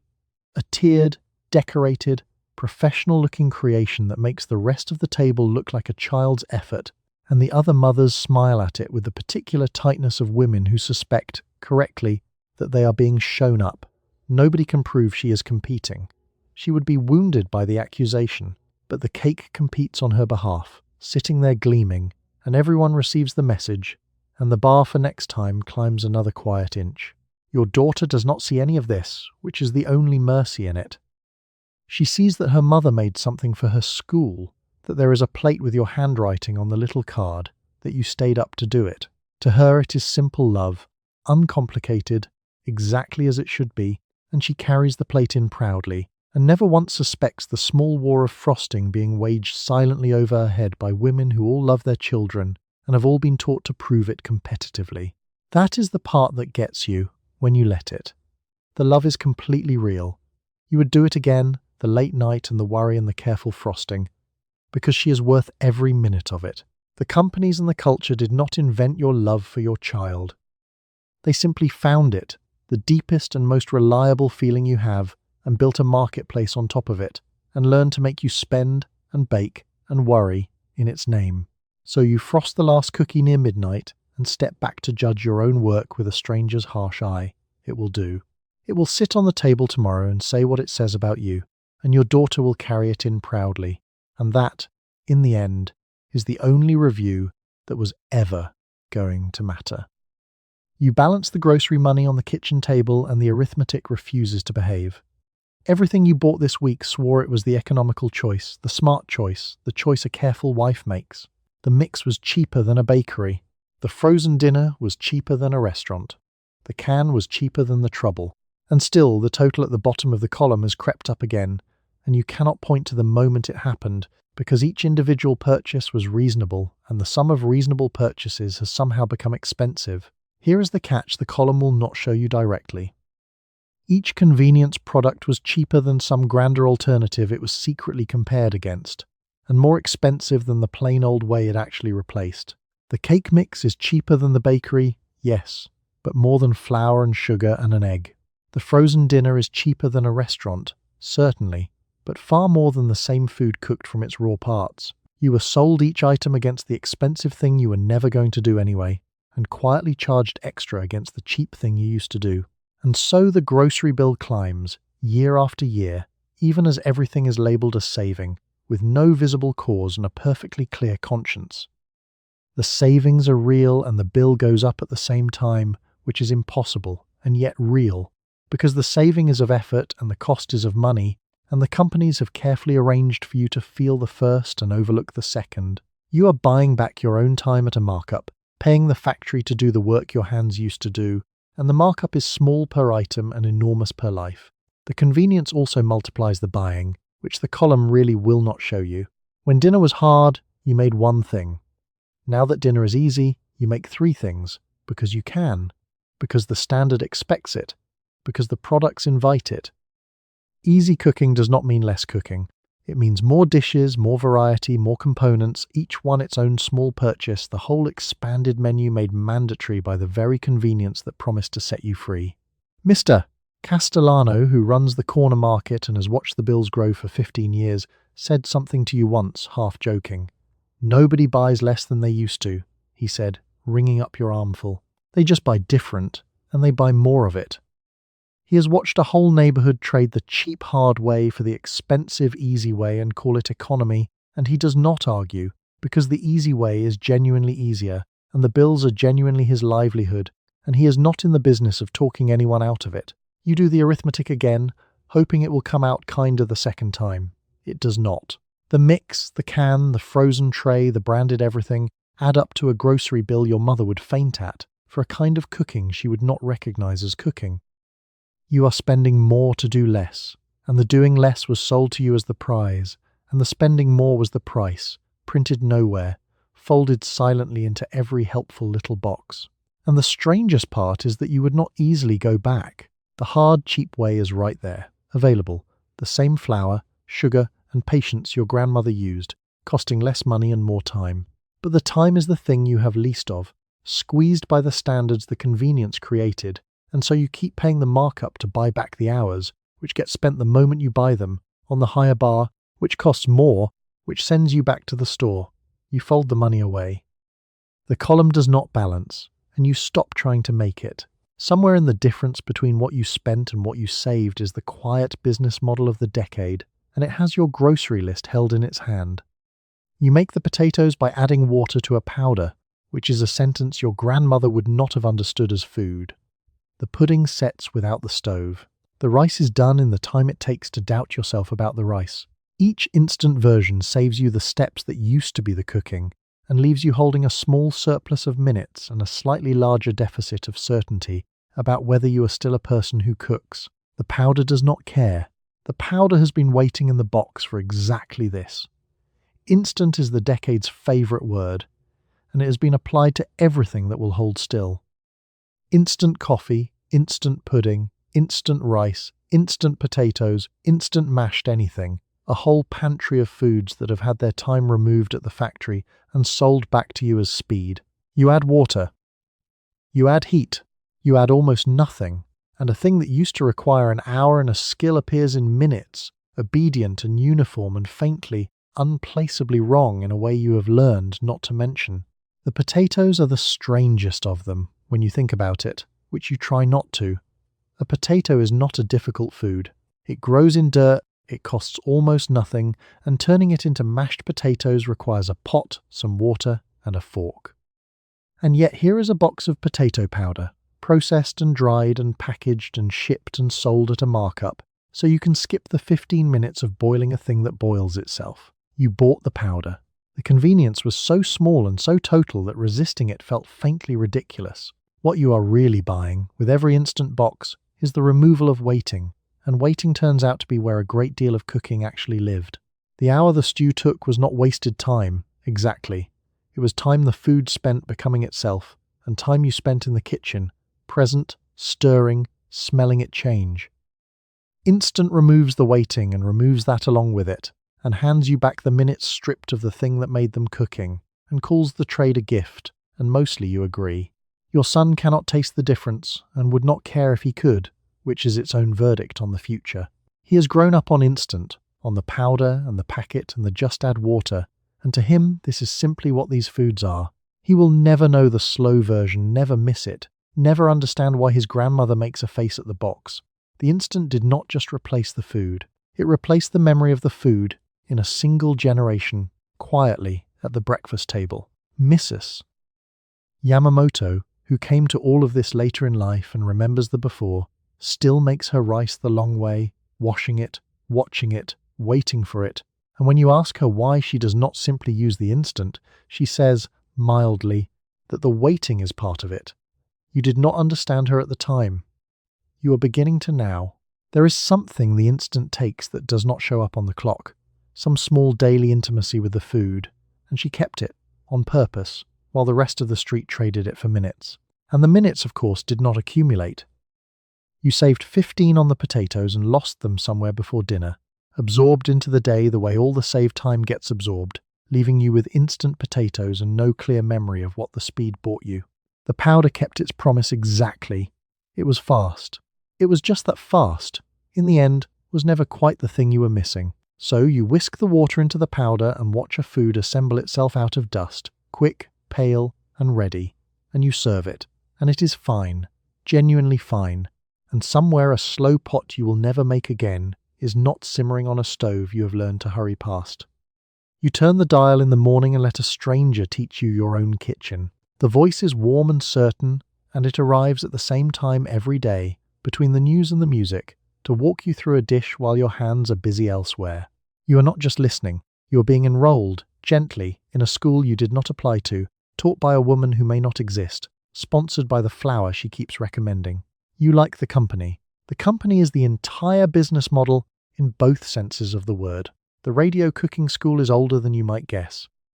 Betty Crocker had a cooking school of the air on the radio back in 1924, decades before the television arrived, teaching women to bake over the airwaves in a warm, instructive voice that signed off, always, with a brand. By the time you are tuning in, the format is mature, perfected, a daily ritual in kitchens across the country, millions of women all stirring along to the same disembodied voice, all being taught the same dishes, all being sold the same flour, together, alone, at the very same hour. The voice is brilliant at what it does, which is to be present without ever once being demanding. It does not require you to sit and watch.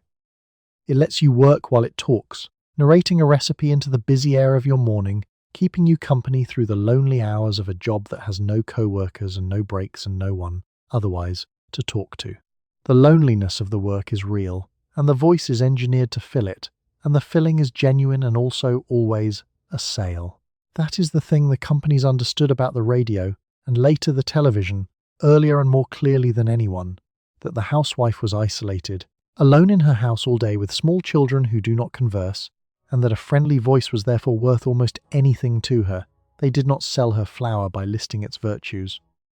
They sold it by keeping her company, by being there every morning, reliable and warm, until the brand felt like a friend who happened to mention a product, rather than a product wearing the mask of a friend. Mrs. Adeyemi, 3 houses down, schedules her entire morning around the program, will not answer the door while it is on, treats the voice like a visitor it would be rude to ignore. You understand it completely.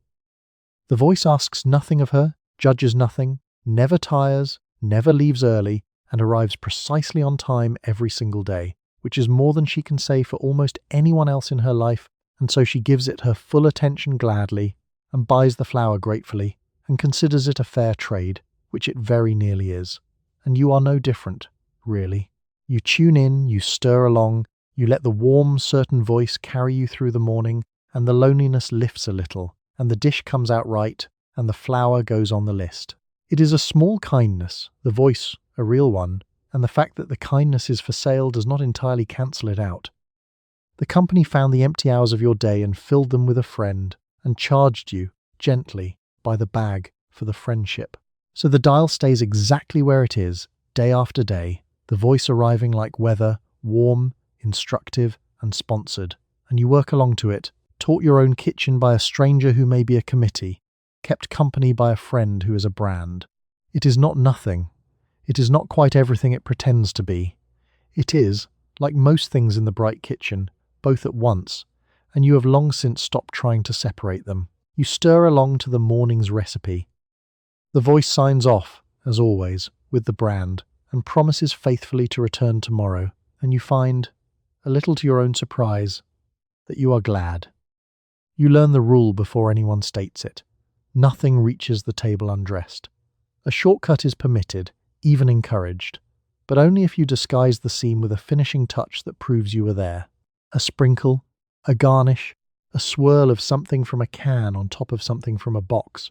The companies that sold you the shortcut also sold you the cover for it, and you buy both because serving a thing plain admits the thing was easy, and easy is the one quality your dinner is never allowed to confess. The finishing touch is the smallest possible lie and the one that holds the whole table up. The company gets to sell you convenience, which is what it actually wants to sell, and you get to keep your dignity, which is what you need, and the price of both is one extra product and one extra step. Paprika on the casserole, parsley on the potatoes, a drift of canned whipped topping on the box cake. The garnish does no work the dish requires. It does all the work your conscience requires. A different and more important job. Consider what the garnish announces. It does not say this food is better. It says a person stood here. It says someone cared enough to add the final flourish, which the listener is meant to read backward into the whole dish, assuming that if you garnished, you surely also laboured, when in fact the garnish is often the only labour there was. The sprinkle is a tiny performance of effort, scattered on top of no effort, and everyone at the table agrees not to look underneath it. And the companies, having moved the easy casserole, turn around and sell you the paprika, the parsley flakes, the canned topping, the little jar of decorative something whose purpose is to hide that you used their other products. They profit from the shortcut, and they profit from concealing the shortcut. They sell you the crime and then, 2 shelves over, the alibi, to the same woman who buys both without noticing that she is paying twice to feel one feeling. Mrs. Schwartz has elevated the finishing touch to an art form, and you have watched her do it. She pulls a frozen thing from the oven and, in the 90 seconds before serving, transforms it. A sprig here, a dusting there, a swirl, a slice of something fanned just so, and what emerges looks composed, intentional, and loved. The food underneath is exactly as frozen as yours. The difference is entirely in the last 90 seconds, the performance of care laid over the absence of it, and she does it so well that nobody, not even her own family, can find the seam. You have learned to do it too, because not doing it is unthinkable. To set down a dish bare, ungarnished, plainly and honestly easy, would be a confession you are not prepared to make, an admission that you took the shortcut and did not bother to hide it, which the table would read not as honesty, but as not caring. So you garnish, you always garnish. The parsley, for its part, asks no questions. The parsley goes on whether the dish needs it or not, because the parsley was never for the dish. The parsley was for you, and for them, and for the unspoken agreement that holds the whole table together. It is a strange ritual when you see it plainly, this nightly scattering of decoration over convenience, a small communal lie everyone tells and believes, but it is a kind one, in its way.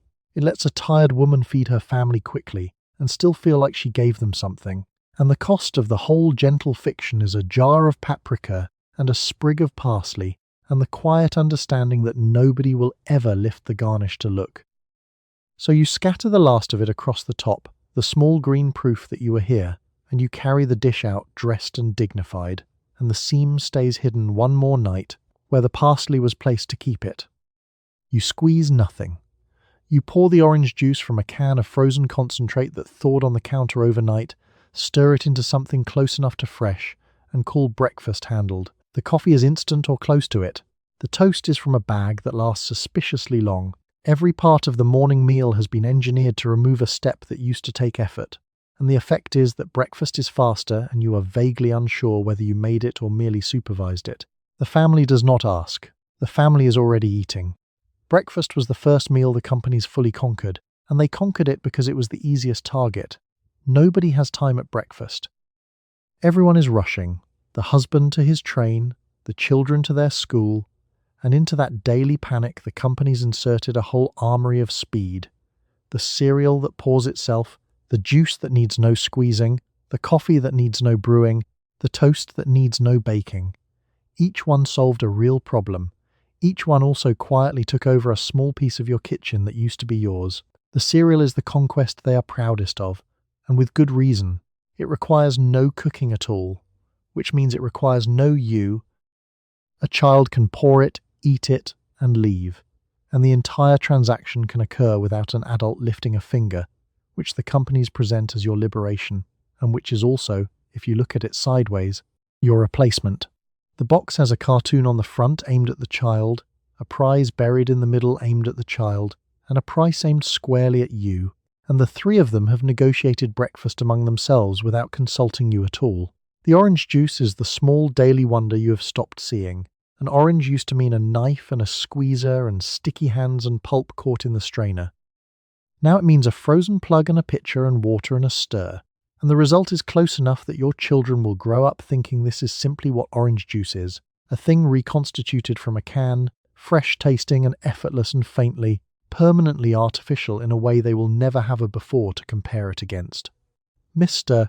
Swanson, the milkman, still comes to the door in the early dark, the last survivor of an older way of feeding the morning, setting cold bottles on the step with a quiet clink while the street still sleeps. But even he is fading, you can feel it, being slowly replaced by the carton from the supermarket, the home delivery giving way to the self-service aisle. Soon the morning will arrive entirely from the store, no one knocking, no one known, just packages you fetched yourself, and Mr. Swanson will be a thing your children half remember, like an old song. The whole morning has been quietly automated around you, and you stand in the middle of it pouring, stirring, and supervising, less a cook than a kind of foreman, directing foods that mostly make themselves. It is genuinely easier. The mornings really are faster, the panic really is reduced, and the family really is fed, on time, every day, with a fraction of the old labour. And still there is that small odd feeling, watching them eat a breakfast you assembled rather than made, that you have been promoted to manager of a kitchen that used to be a craft. You pour the last of the reconstituted juice and watch them eat, fast and distracted, already half out the door. Breakfast is handled. It was barely cooked, hardly touched by your hands, conjured mostly from cans and boxes and the cold milk on the step, and it nourishes them all the same, which is, you suppose, the only test that was ever really fair. The door bangs. They are gone, fed, and gone. And the kitchen is yours again, full of the empty packages of a meal you mostly only watched. You cook differently when she is coming, and you both know why. His mother did all of this the long way, on a stove that demanded her whole day, and she will arrive with a polite face and a measuring eye, and a lifetime of opinions about whether a young wife is doing right by her son. The cans go to the back of the cupboard. The boxes are hidden like contraband. Tonight you will pretend, with great effort, to be the kind of cook the magazines insist you should already be, because she is the original audience. The visit turns your kitchen into a courtroom, and you are somehow both the defendant and the prosecution, because no one judges your shortcuts as harshly as you do when she is the one watching. She raised him on real cooking, the slow kind, the kind that took her entire day, and left her tired in a way nobody named or thanked, and she did it without a box or can, and she is not going to say a word about your methods. which is what makes the silence so loud. So you hide the evidence.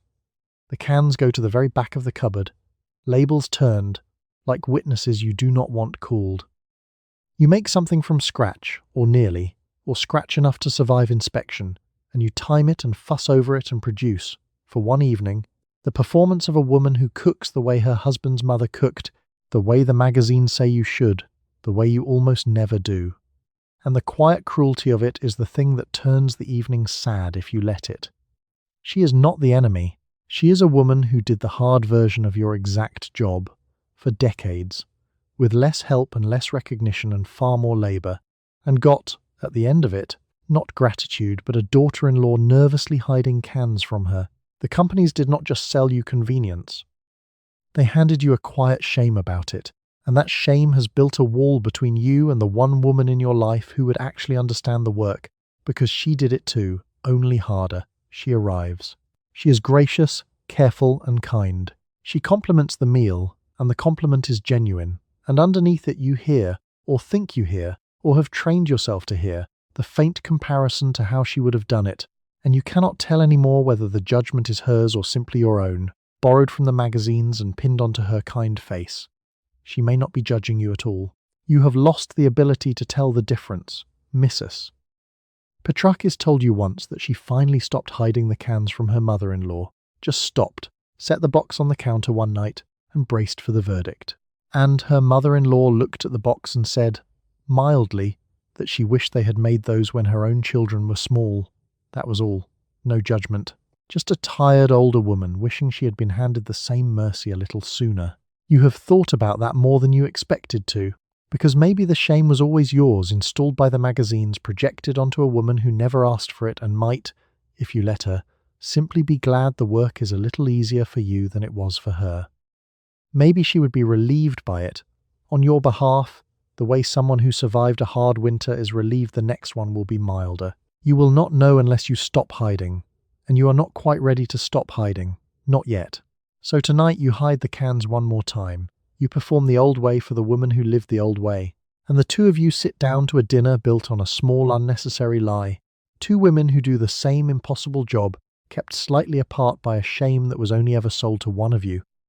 You lick the little stamps and press them into the book like a woman building a very slow ransom. Every purchase earns them, every brand competes for them, and the book promises that enough loyalty, pressed flat and saved up, eventually becomes a toaster.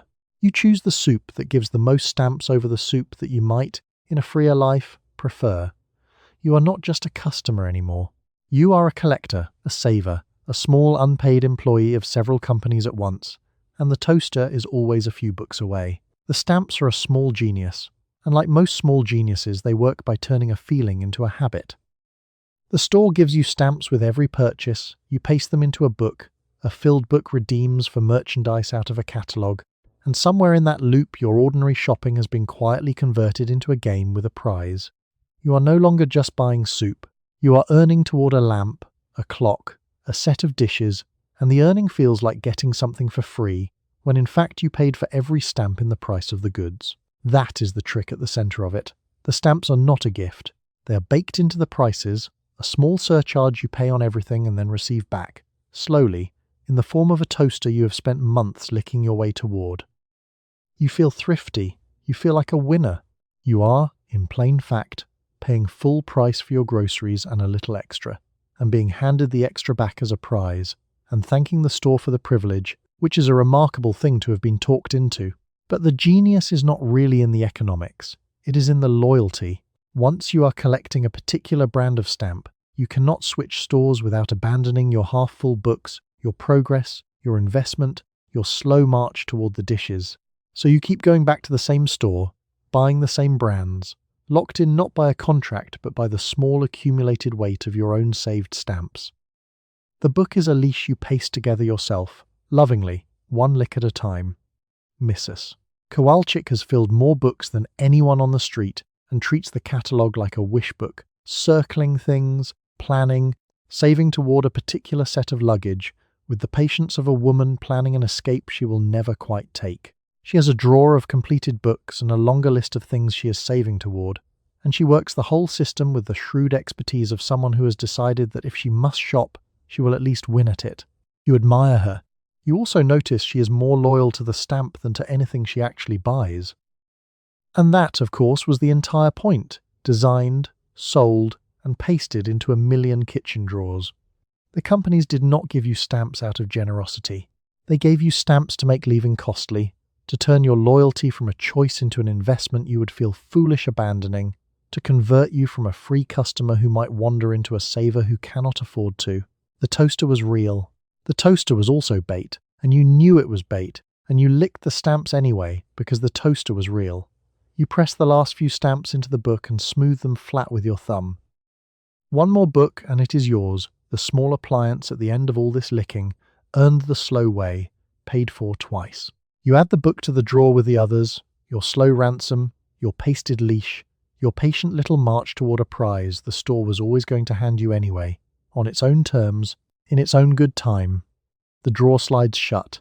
Somewhere in it is a toaster, not yet a toaster, still a stack of half-filled books, and you are already thinking about which soup gives the most stamps. You are responsible for the centerpiece, the dish that does not feed people so much as impress them. The holiday demands a showpiece, something molded or glazed or arranged into a shape that took hours and announces that it took hours. The magazine has shown you exactly what it should look like, photographed from above, lit like a portrait. You will spend the day building a thing whose entire purpose is to be looked at first and eaten second, and you will carry it out at the moment of maximum attention, and you will hold your breath. The holiday is the championship of the whole year, the day every skill you have been quietly drilled in gets its public examination. The family gathers, the relatives arrive, the table is extended with the leaf that lives in the closet, and onto it must go not just enough food, but the right food, arranged in the right way, crowned with the showpiece that proves this household is run by a woman who knows what she is doing. The magazines have been making sure of it for months. They start in autumn, the magazines, building the holiday into an event you could fail at. Page after page of golden birds and glistening molds and tables set like stage productions, each photograph a small accusation, each one suggesting that the woman who loves her family will of course produce something like this, and the woman who does not, won't. By the time the day arrives, you are not cooking a meal. You are mounting a production, and you have been studying the reviews since September. The showpiece itself is usually more architecture than food. It is the molded thing, the glazed thing, the tower of something held together by gelatin and ambition, designed to be photographed, admired, and only reluctantly eaten. It does not need to taste like much. Tasting was never its job. Its job is to sit at the center of the table at the moment everyone gathers, and to announce, glistening, that real effort happened here, that you cared, that the holiday was honored properly under this roof. Aunt Mathilde nods at your centerpiece, having hosted 40 of these and survived them all, with the weary amusement of a general watching a recruit polish boots before a battle that will ruin them. She has stopped caring whether the mold releases cleanly. She has reached the far country where the holiday is about the people and not the platter, and she keeps trying, gently, to tell you this. And you keep not quite hearing her, because the magazine is louder, and the moment is coming and the thing has to be perfect. The moment comes. You carry the showpiece out at the peak of the gathering, into the warm, crowded room, and you set it down at the center of the table, and there is a small collective sound, the appreciation you spent the whole day buying. It lasts about 4 seconds. Then someone cuts into it, and it becomes simply food, dismantled and eaten and gone, and the hours you spent building it dissolve into a meal like any other, which is, when you think about it too long, the fate of nearly everything you make. But the 4 seconds were real, and so was the warmth, and so were the people gathered in the bright room to eat the thing you built. The magazines turned the holiday into a competition you could lose, yes. And the companies sold you every component of the showpiece, yes. And underneath all of that manufactured pressure, there was still a true thing. A family fed, gathered, home, on the one day the year sets aside for exactly that. The pressure was sold to you. The gathering was always real. You watch them eat the centerpiece you agonized over, and it disappears the way everything disappears, and the table grows loud and warm and a little chaotic, and you realize, dimly, that Aunt Mathilde was right, and that you will probably agonize over the centerpiece again next year anyway, because some lessons take longer than a lifetime to learn. You pack the lunches before the house is fully awake, assembling small, portable meals for people who will eat them somewhere you cannot see. The metal box for your son, the paper sack for your husband, each one filled with the wrapped and branded and individually portioned things the magazines promised would make this easier. You spread, you slice, you wrap, you tuck in the small surprise that says you are thinking of them. It is a love letter written in sandwiches, sealed each morning, mailed into a day you will never get to witness. The lunchbox is a strange little ambassador, and you have come to understand its weight. It travels out of your kitchen into a world you do not control, into a school cafeteria or an office break room where it is opened in front of other people, judged, compared, ranked against the lunches other mothers packed. What you put in the box before dawn becomes, hours later and miles away, a small public statement about how well your child is cared for, delivered to an audience you will never meet. So the companies have moved into the lunchbox, naturally, and they have moved in completely. There is the pre-sliced bread, the sandwich filling from a jar, the wrapped cheese, the little packaged cake in its cellophane sleeve, the thermos drink mixed from a powder. Each one solves the morning's real problem, which is speed, and each one also turns up in the box as a small flag of brand loyalty, seen by everyone, exactly as the companies intended. The packaged cake is the one that gets you, a little. It comes wrapped, sweet and uniform and shelf-stable, a small dessert engineered to survive a morning in a metal box and emerge intact at noon. And your son loves it with an uncomplicated devotion he does not extend to anything you bake yourself. You could make him something better. You sometimes do. The wrapped one disappears faster, every time, because it tastes like the thing the other children have. And at his age, belonging tastes better than quality, which is its own small heartbreak you tuck into the box beside the sandwich. Mrs. Lindgren, who has 4 children and has reduced the morning to a science, packs all 4 lunchboxes in the time it takes you to pack one, moving down the row of open boxes with the efficiency of a woman who long ago stopped treating each lunch as a love letter and started treating it as a quota. You envy her speed. You also notice that her children's lunches and your child's lunch are increasingly the same lunch, the same wrapped things, because the company's got to all of you and the box has been standardized. And here is the small ache buried in the wrapped cheese. You will never see them eat it. You pack this meal with care, tuck in the little note or the small surprise, seal it up and send it into a day you have no part in, and somewhere around noon it is opened and eaten by someone you love in a room you will never stand in, and you will never know if the note made him smile or if he traded the cake away for something another mother packed. The love goes out in the box and does not report back. The companies understood this too, the way they understood everything. They understood that the lunchbox is love sent into the unknown, and that a mother sending love into the unknown will pay almost anything to feel she sent it well, will buy the trusted brand over the cheaper one, because the box is going somewhere she cannot follow, and she wants it to arrive right. The love is real. The brands are riding it, as usual, all the way to school. You close the lid. You fold the top of the paper sack.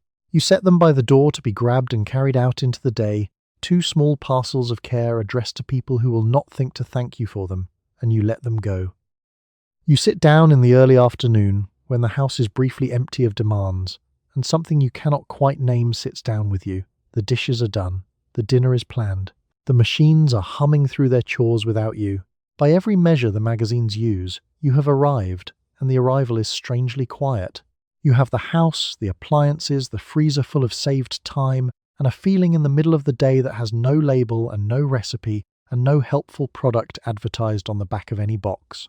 It comes at the same hour most days, this feeling, in the lull between the lunch dishes and the start of dinner, and the house is, for an hour, yours, quiet and complete.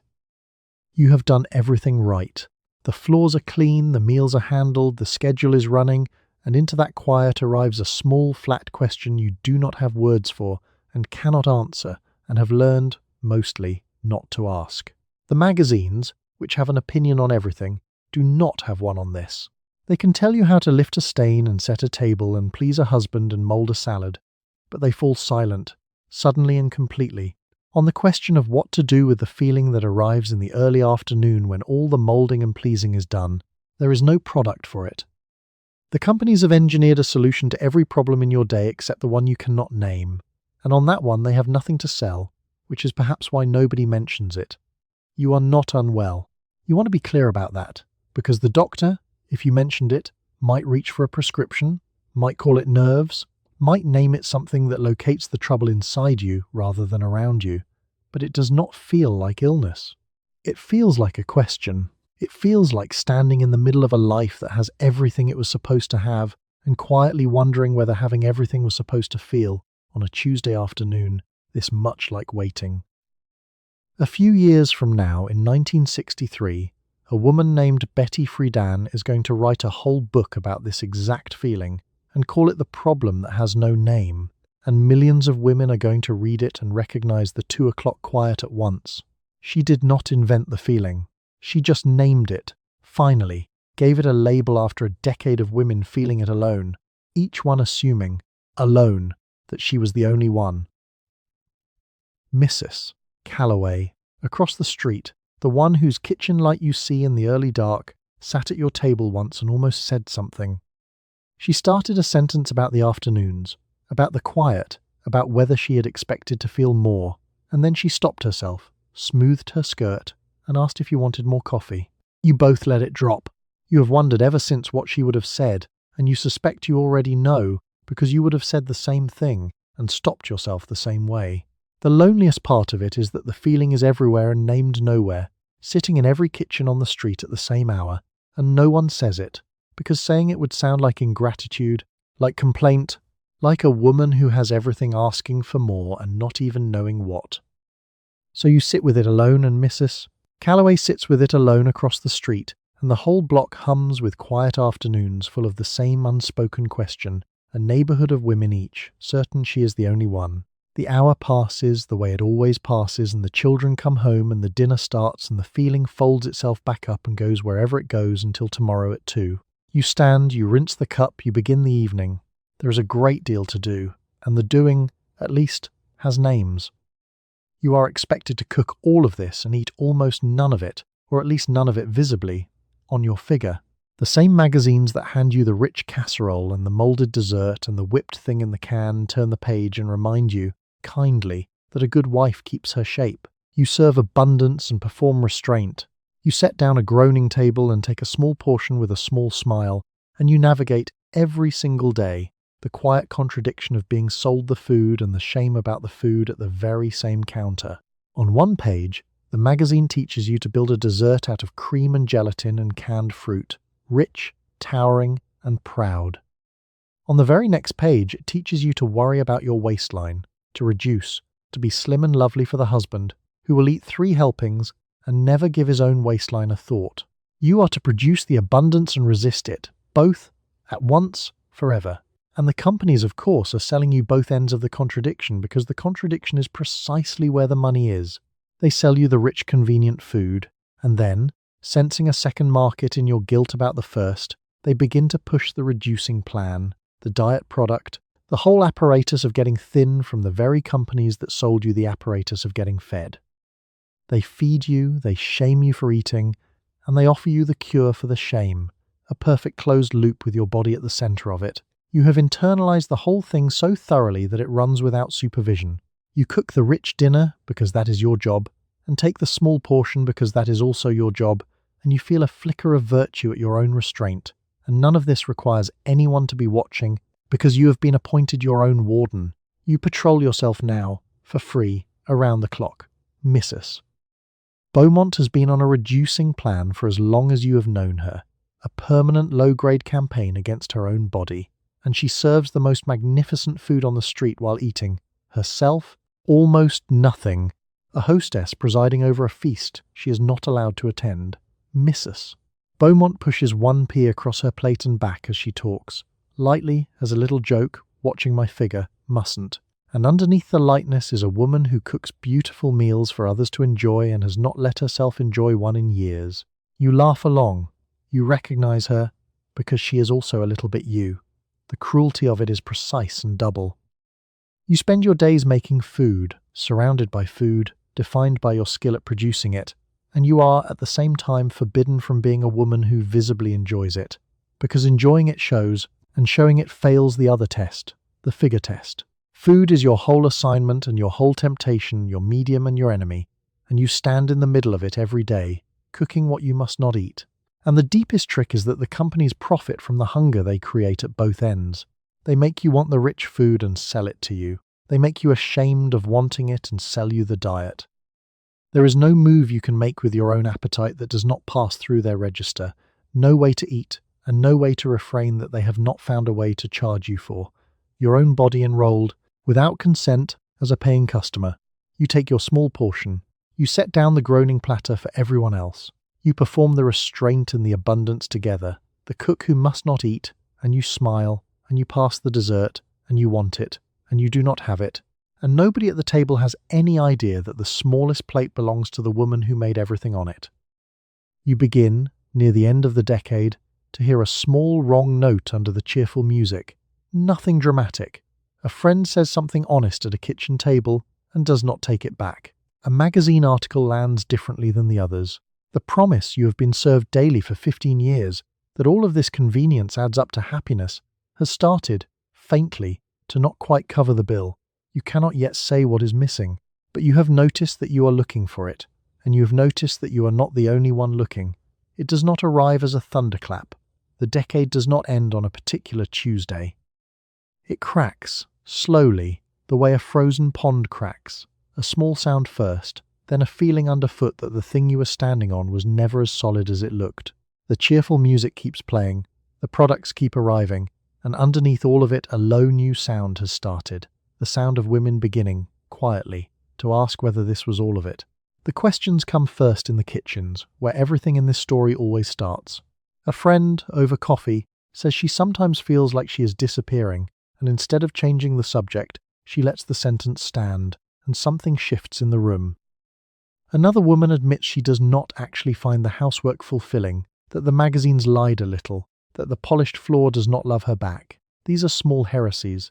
Said aloud, at a kitchen table, they are also the beginning of the end of the whole arrangement. The culture begins, slowly, to offer other pictures. A woman named Julia Child turns up, cooking elaborate French food the long, joyful and deliberate way, treating the kitchen not as a place to be efficient, but as a place to be alive. And she lands like a window thrown open in a stuffy room. She is not selling convenience. She is selling pleasure, skill, the deep satisfaction of doing a hard thing well, and a great many women, worn out by a decade of being sold shortcuts, find themselves unexpectedly hungry for exactly that. And then, in 1963, the book arrives, the one that names the thing, and it goes through the neighborhood like weather. Women read it in their kitchens and recognize themselves on every page. The 2 o'clock quiet, the unspoken question, the polished empty arrival, named at last by a woman who had felt it too. The feeling that each of them thought was hers alone turns out to belong to a whole generation, and a thing shared by everyone and named out loud is no longer a private failing. It is a movement waiting to happen. Mrs. Delacroix, who told you years ago that everyone's house looks better from the outside, watches the cracks spread with the calm of a woman who saw it coming. She does not gloat, she just nods slowly as the younger women begin to say out loud what she worked out in private decades ago, and she pours the coffee and she lets them arrive at it in their own time, on their own, in their own kitchens. The products, of course, do not go anywhere. The cans, the powders, the wrapped and branded everything, all of it remains, useful as ever, and you will go on using a great deal of it, because it is useful and the day is long. What changes is not the products. What changes is the story stapled to them, the guilt and the shame and the quiet measuring, the part that was always the real product, and that part, finally, begins to come loose. You stand in your bright kitchen at the end of the decade, the most assisted woman in history, and you feel the floor shift, just slightly, under everything you were told. You cannot see where it leads yet. But you have stopped, for the first time, quite believing the music, and that small disbelief, multiplied across a whole street of quiet kitchens, is the sound of something enormous beginning to give. You spent the night cracking a single fresh egg into a box just so you could feel like a baker. You suspended olives in lime gelatin and carried it to the table, calling it a salad. You hid the cans behind the flour when his mother came, garnished a frozen casserole in the last 90 seconds, and licked enough little stamps to almost earn yourself a toaster. And it is worth saying quietly, now that the kitchen is finally dark, the women who actually lived this were not lazy, and they were not fooled, not really. They were tired and busy, and doing an impossible job under a bright fluorescent light, judged by their frosting and sold their own guilt by the box, one helpful little product at a time. They fed their families out of cans and powders and a finishing touch of parsley, and they did it well, and they did it every single day. The only real trick anyone played on them was the quiet one, the long con stitched into every cheerful advertisement, the idea that accepting a little help made them somehow less. It never did. It never does. Thank you for spending this long, slow hour here with me, drifting back through the pastel kitchens and the wobbling moulded salads and the warm letters from a woman on the cake box who never quite existed. It was a strange and busy and oddly tender little world, and you have wandered all the way through it, and now there is nothing left to assemble, nothing to garnish, nothing waiting on a timer. So let your shoulders drop. Let the day fade out of them, slowly, the way steam leaves a kettle lifted off the heat. Let the dishes wait until morning, because the dishes always wait until morning anyway, and no one is grading you tonight. You have done enough. You have done more than enough. Sleep well.